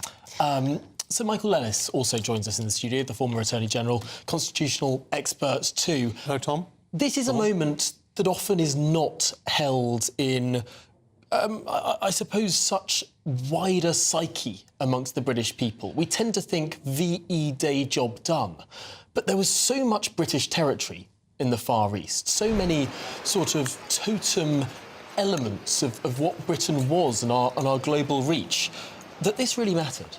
Oh, it really mattered. And Tom, the phenomenon that you're describing about what some people have called the Forgotten War is not a modern phenomenon. Even in the years after World War II, there were those that described the Forgotten Army. There was a suggestion that a leading general of the region, a British general of the region, Viscount Slim, had made some reference to a Forgotten Army. But of course, the service that those men performed for their country was of the most considerable importance, both strategic importance, but also moral and psychological importance for all of the Allied powers. The losses, by the way, were significant, and even after VE Day, thousands of British servicemen lost their lives in the continuing conflict, and many, many thousands more would have lost their lives had the conflict not been brought to an end by the American actions in August 1945.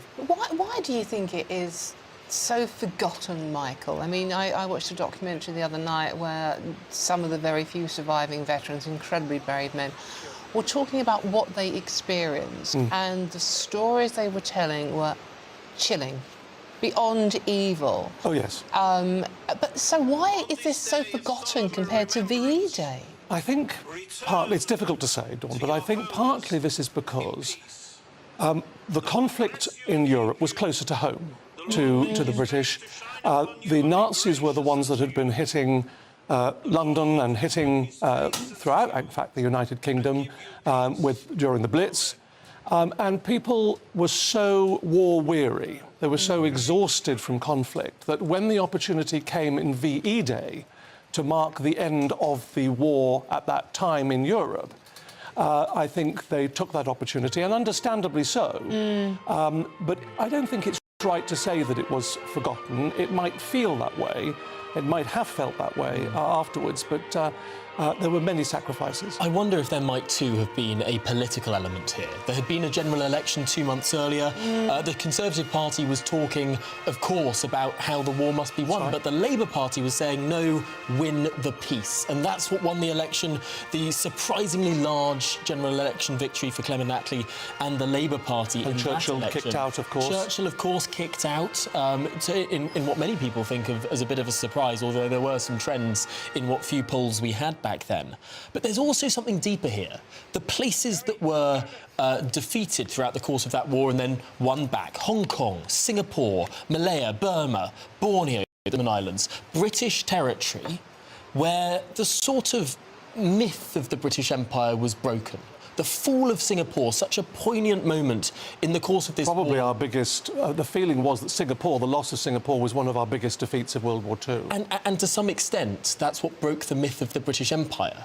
After the fall of Singapore, this area of the world over which Britain once exerted so much dominance was forever broken. That's right, Tom, and it's actually one of those things that that concerned Churchill a great deal in the years after the war.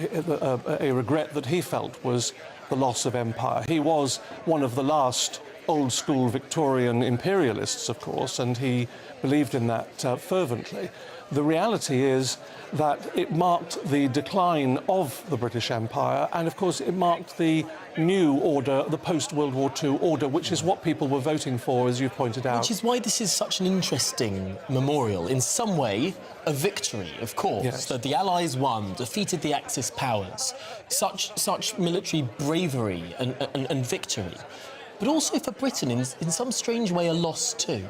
Well, it was a loss, and in fact, it was a loss that took a great deal of time to get over.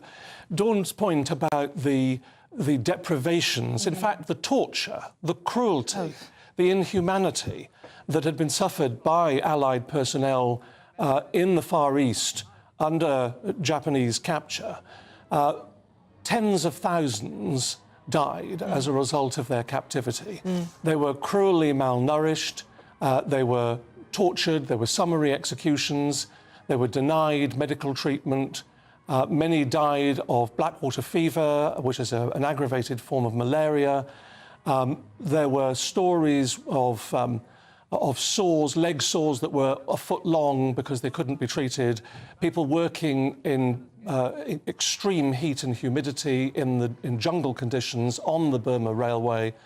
In fact, one of the memorials in Staffordshire at the Arboretum is actually constructed from part of the original wooden beams of the Burma Railway to commemorate the sacrifice of those who fell. Just extraordinary stories. So, Michael, do stay with us. We will be back to this, of course, but we can take you live now to Joint Base Andrews, just outside Washington, D.C., where President Donald Trump is about to depart for his historic meeting with Vladimir Putin in Anchorage, Alaska. This, the air base where they keep all of the planes that become Air Force One. Of course, it becomes Air Force One as soon as Donald Trump steps on board that plane. And we're given to understand that we're looking at the plane there that Donald Trump is about to board. A relatively short flight, and of course Alaska important because it was once owned by Russia, which sold it to America for, I understand, a very about $7 million. A very small amount of money comparatively for the land mass. And it's also one of the places that you can actually see Russian territory from America. There is an island not far offshore that actually belongs to Russia still, and there are many Russian Orthodox churches in Anchorage still, and many small Russian communities there. So a very historic meeting in a very historic place. However, let's talk to Christopher Hope now about how important this meeting actually is and what we hope to achieve from it. Well, that's much we don't know. We do know it's very, very important. It's historically significant. It's the first time that the two leaders of Russia and America have met since 2018. The last time they met in Helsinki, it was, again, Vladimir Putin and Donald Trump, and anything can happen. Now, in the past 24 hours, we've heard a bit more from the US President Donald Trump. He said there's a 25% chance the summit fails. What does success look like? Success probably looks like an agreement for a second summit where we'll have Volodymyr Zelensky, the Ukraine leader, sitting there in the same room as Vladimir Putin, probably with Donald Trump refereeing, and then maybe a movement towards peace and an end to the killing. But the terms of that peace is what everyone's worrying about, rightly so. Is this ever going to be a case of the two sides actually agreeing, though? Because from what, I mean, Putin wants to control Ukraine. He wants to install his own government in Ukraine, where obviously Zelensky is fighting against that, and he doesn't want to concede any of the land which was invaded illegally, lest any of us forget that. So Trump is going to have to be some kind of miracle worker to actually weave a deal that keeps both sides relatively happy. He is, and of course he is a deal maker, and he's quite used to having two sides which appear to be completely impossible to bring them together. He sees this as a chance to do it. Of course, he's eyeing up that Nobel Peace Prize. He's trying to do similar sorting out the world's conflicts on a much lower level around the world. Also, we're seeing that repeatedly in his meetings in the White House. So, you know, it may happen. I mean, he has been playing down the importance of this visit. Again, it's about a second meeting following on. But the concern is already from London and from EU countries is what is the terms of the deal? Will they try and swap territory over the heads of what Ukraine wants? And the UK told us on Monday that the only deal that is acceptable to London is one that's acceptable to Kyiv as well. Well, this is... Go on, Tom. Well, I was just going to say this is such a flying visit, both metaphorically and literally. Donald Trump, it's around 7 a.m. over there in Maryland, where we can see Air Force One preparing to take off.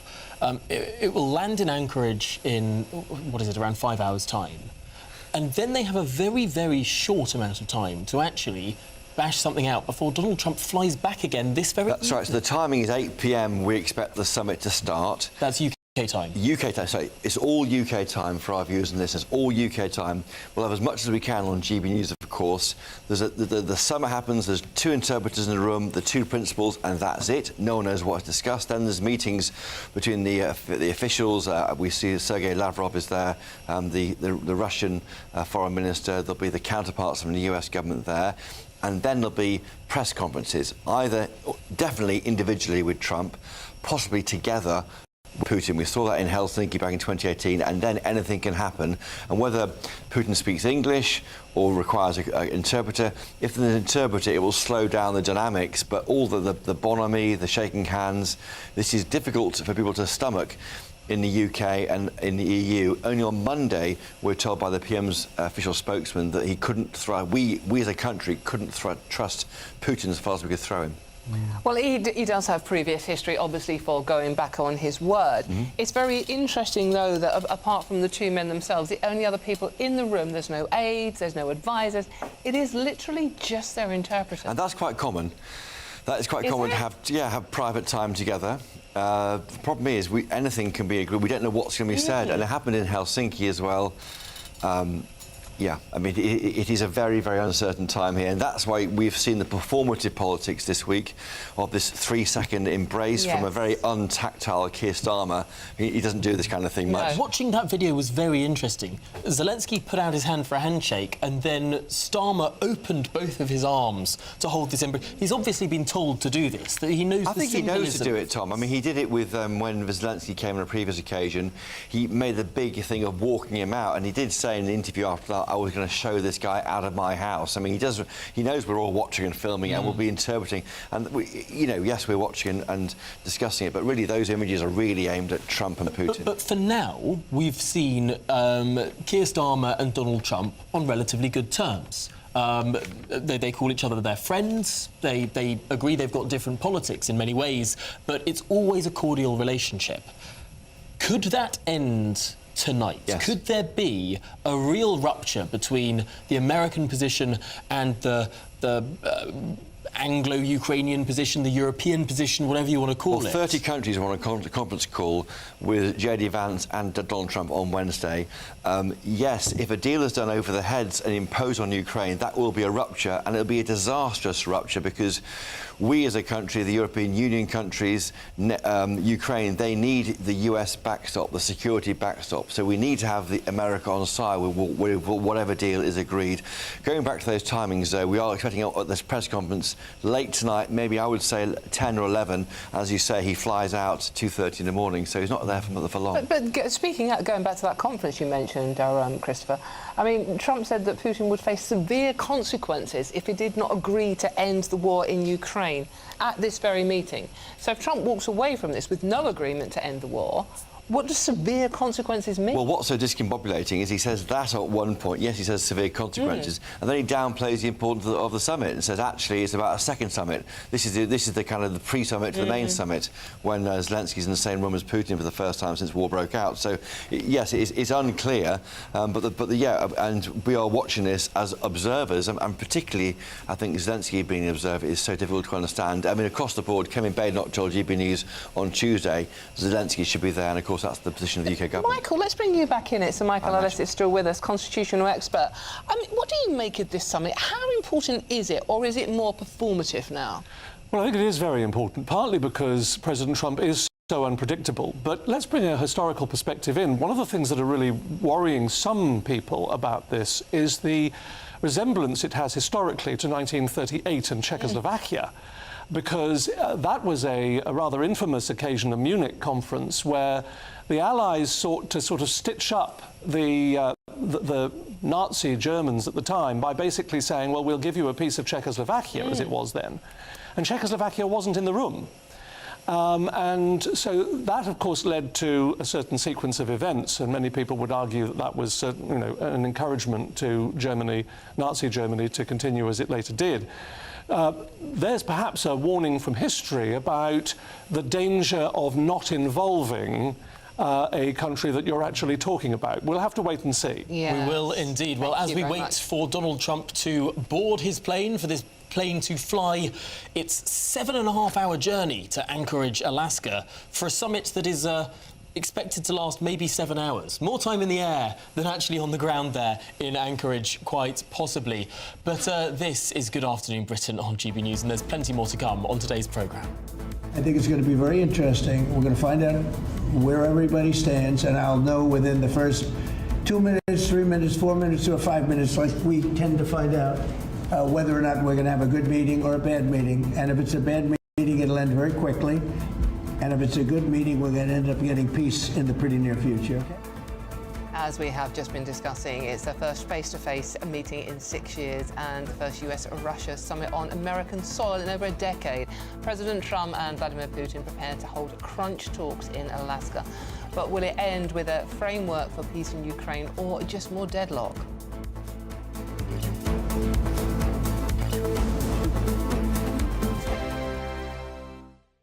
Westminster, the ultimate clique. And you're fighting like rats in a sack. But here on the Camilla Tominey Show, we ask the questions the establishment media is too scared to ask. OK, let me ask you a straight question, because I know you're a straight-talking politician. Whether it's net zero, illegal immigration or law and order, nothing is off limits. You had the power then. Yeah, as I and say, now you've lost it. That's the Camilla Tominey Show, a politics show that's fearless. But no, let me finish my question if you don't mind, because it is my show. Sundays at 9:30, only on GB News, the People's Channel, Britain's news channel. This is GB News, Britain's news channel. It is like a death. You can say, oh, what if, but it's gone. The whole of the community is so sad, and they're slowly getting angry now. We're going to fight every corner we can to get justice for what's happened here. 2 years ago, a community was in grief. Today, they're more determined than ever. When the Crooked House was gutted by a suspected arson attack and then illegally demolished, the people of the Black Country felt like it was a blitz on their history. Originally built in the 18th century, the pub suffered subsidence because of mining in the area, giving its unique appearance that visitors fell in love with. In February last year, South Staffordshire Council served an enforcement order on the owners ATE Farms, ordering them to rebuild the pub within 3 years. After appealing the order and a subsequent decision from the High Court, the planning enforcement inquiry will have to wait until any potential criminal proceedings have concluded. Investigations by the police are ongoing. For the campaigners who want to see this landmark rebuilt, the passion is only stronger. As Paul Turner from Save the Crooked House explains. Well, we all felt it was ours. You know, we're Black Country people. We felt that, you know, this is our area. This is our iconic pub. This is people come from miles around and from all over the world. All of a sudden, just like that, it's gone. We're always very proud of it. Although it's had different owners over the years, it was always ours as a community. Got a lot to think about if the Crooked House is ever going to be built. There's lots of legal issues. The site isn't ours. We can't rebuild the Crooked House, so it's very, very complicated legally. But we know what our end goal is, and how we actually get to that end goal is going to be a little bit complicated. But that's we're still focusing on that. GB News, the People's Channel. Wake up with a familiar face. She's back on breakfast television. Penny Smith returns. Miss me? Well, I'm here and I brought the coffee. And we're reuniting to brighten your morning. It's just like old times, only better. So join Penny and me next Monday and Tuesday only on GB News Breakfast.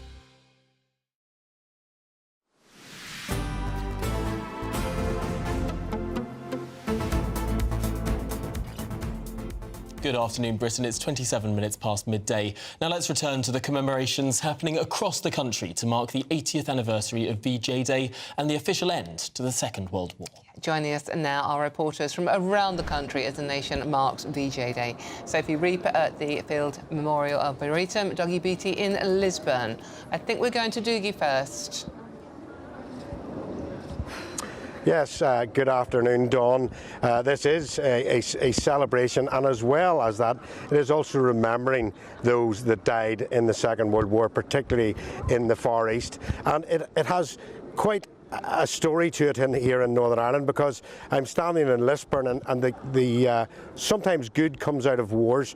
And Frank Pantridge served 3 years as a prisoner of war and realised that men were dying of cardiac arrest, and he came up with quite a good invention that we all know to this day because of that. And joining me is the Mayor of Lisburn. What did he make? Well, we are very humbled here in Lisburn and honoured that Frank Pantridge actually created the defibrillator, which is used locally in Northern Ireland, not just in Northern Ireland, but all around the world. Frank was born in Hillsborough and he went to school here locally in Hillsborough, and today we have an exhibition to honour his legacy. Baroness Anderson, you are the Northern Ireland spokesman in the House of Lords. What do you think about wars and how much comes out of it, Medic? Look, we need to remember the horror of war, as well as some of the incredible advancements that come out at times of war by necessity. We're talking today about defibrillators. Second World War also gave us penicillin, a story that was covered in terms of antibiotics yesterday. It is extraordinary, but what we can never ever forget is the personal price that was paid by Dr. Pantridge in terms of being a prisoner of war, the ultimate sacrifice that was made, the commemoration today by those that passed away to give us our freedoms, but also their families and friends who lost their loved ones and who continue to remember the impact and be proud of what their families did, but ensured that we have the freedom today that we need to celebrate and protect and cherish every single day.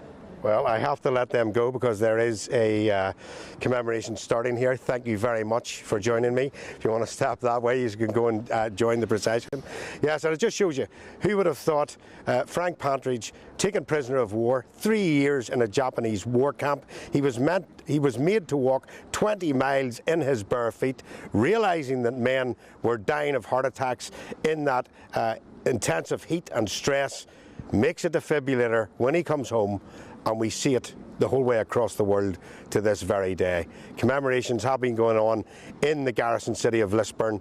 This morning we have had a silence, we have had the wreaths put down in place, and now it is about trying to look at what those people that fought for us left behind. Not all of them were medical geniuses. Many gave their lives in different ways, and it is being remembered very well here today in Lisburn. Well, Dougie, thank you very much indeed for bringing us that. Let's go over to Sophie Reaper now.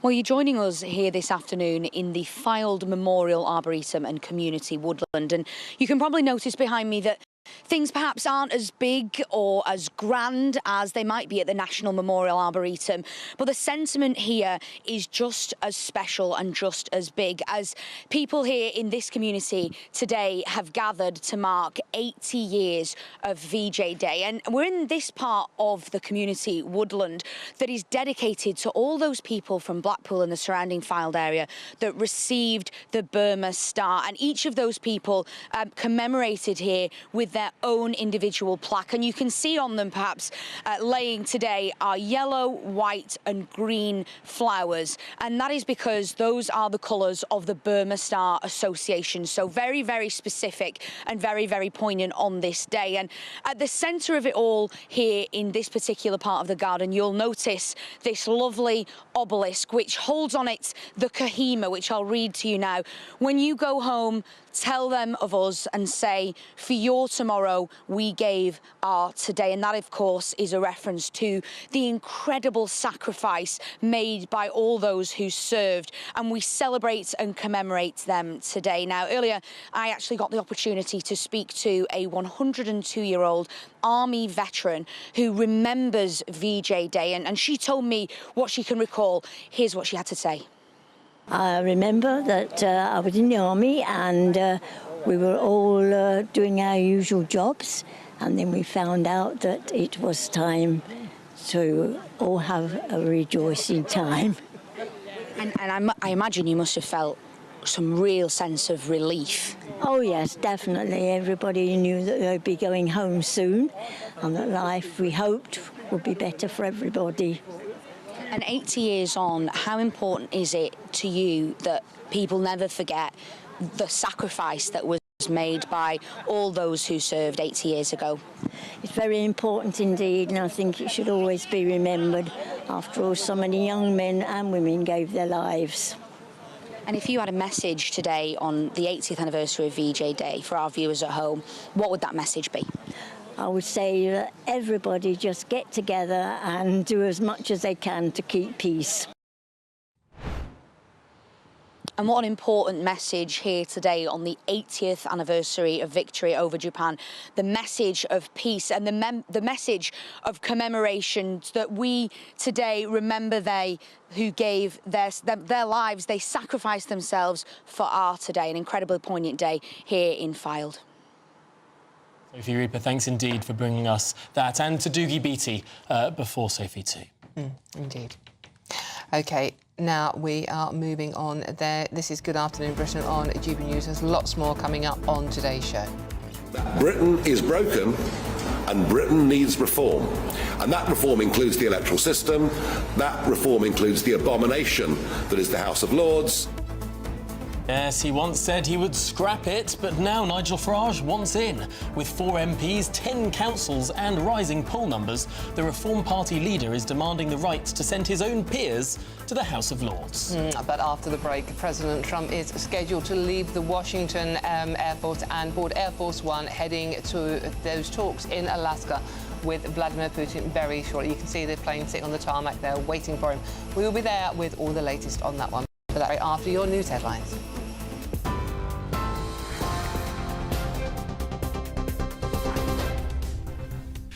Thank you very much. Good afternoon. Our headlines. The King and Queen have joined veterans for a memorial service on the 80th anniversary of VJ Day. Charles and Camilla, along with the Prime Minister, laid wreaths at the National Memorial Arboretum in Staffordshire to pay their respects to those who served in the Far East and Pacific during the Second World War. Donald Trump has shared a 2-word message on social media ahead of his meeting with Vladimir Putin in Alaska. It simply says, high stakes. He's scheduled to leave. The White House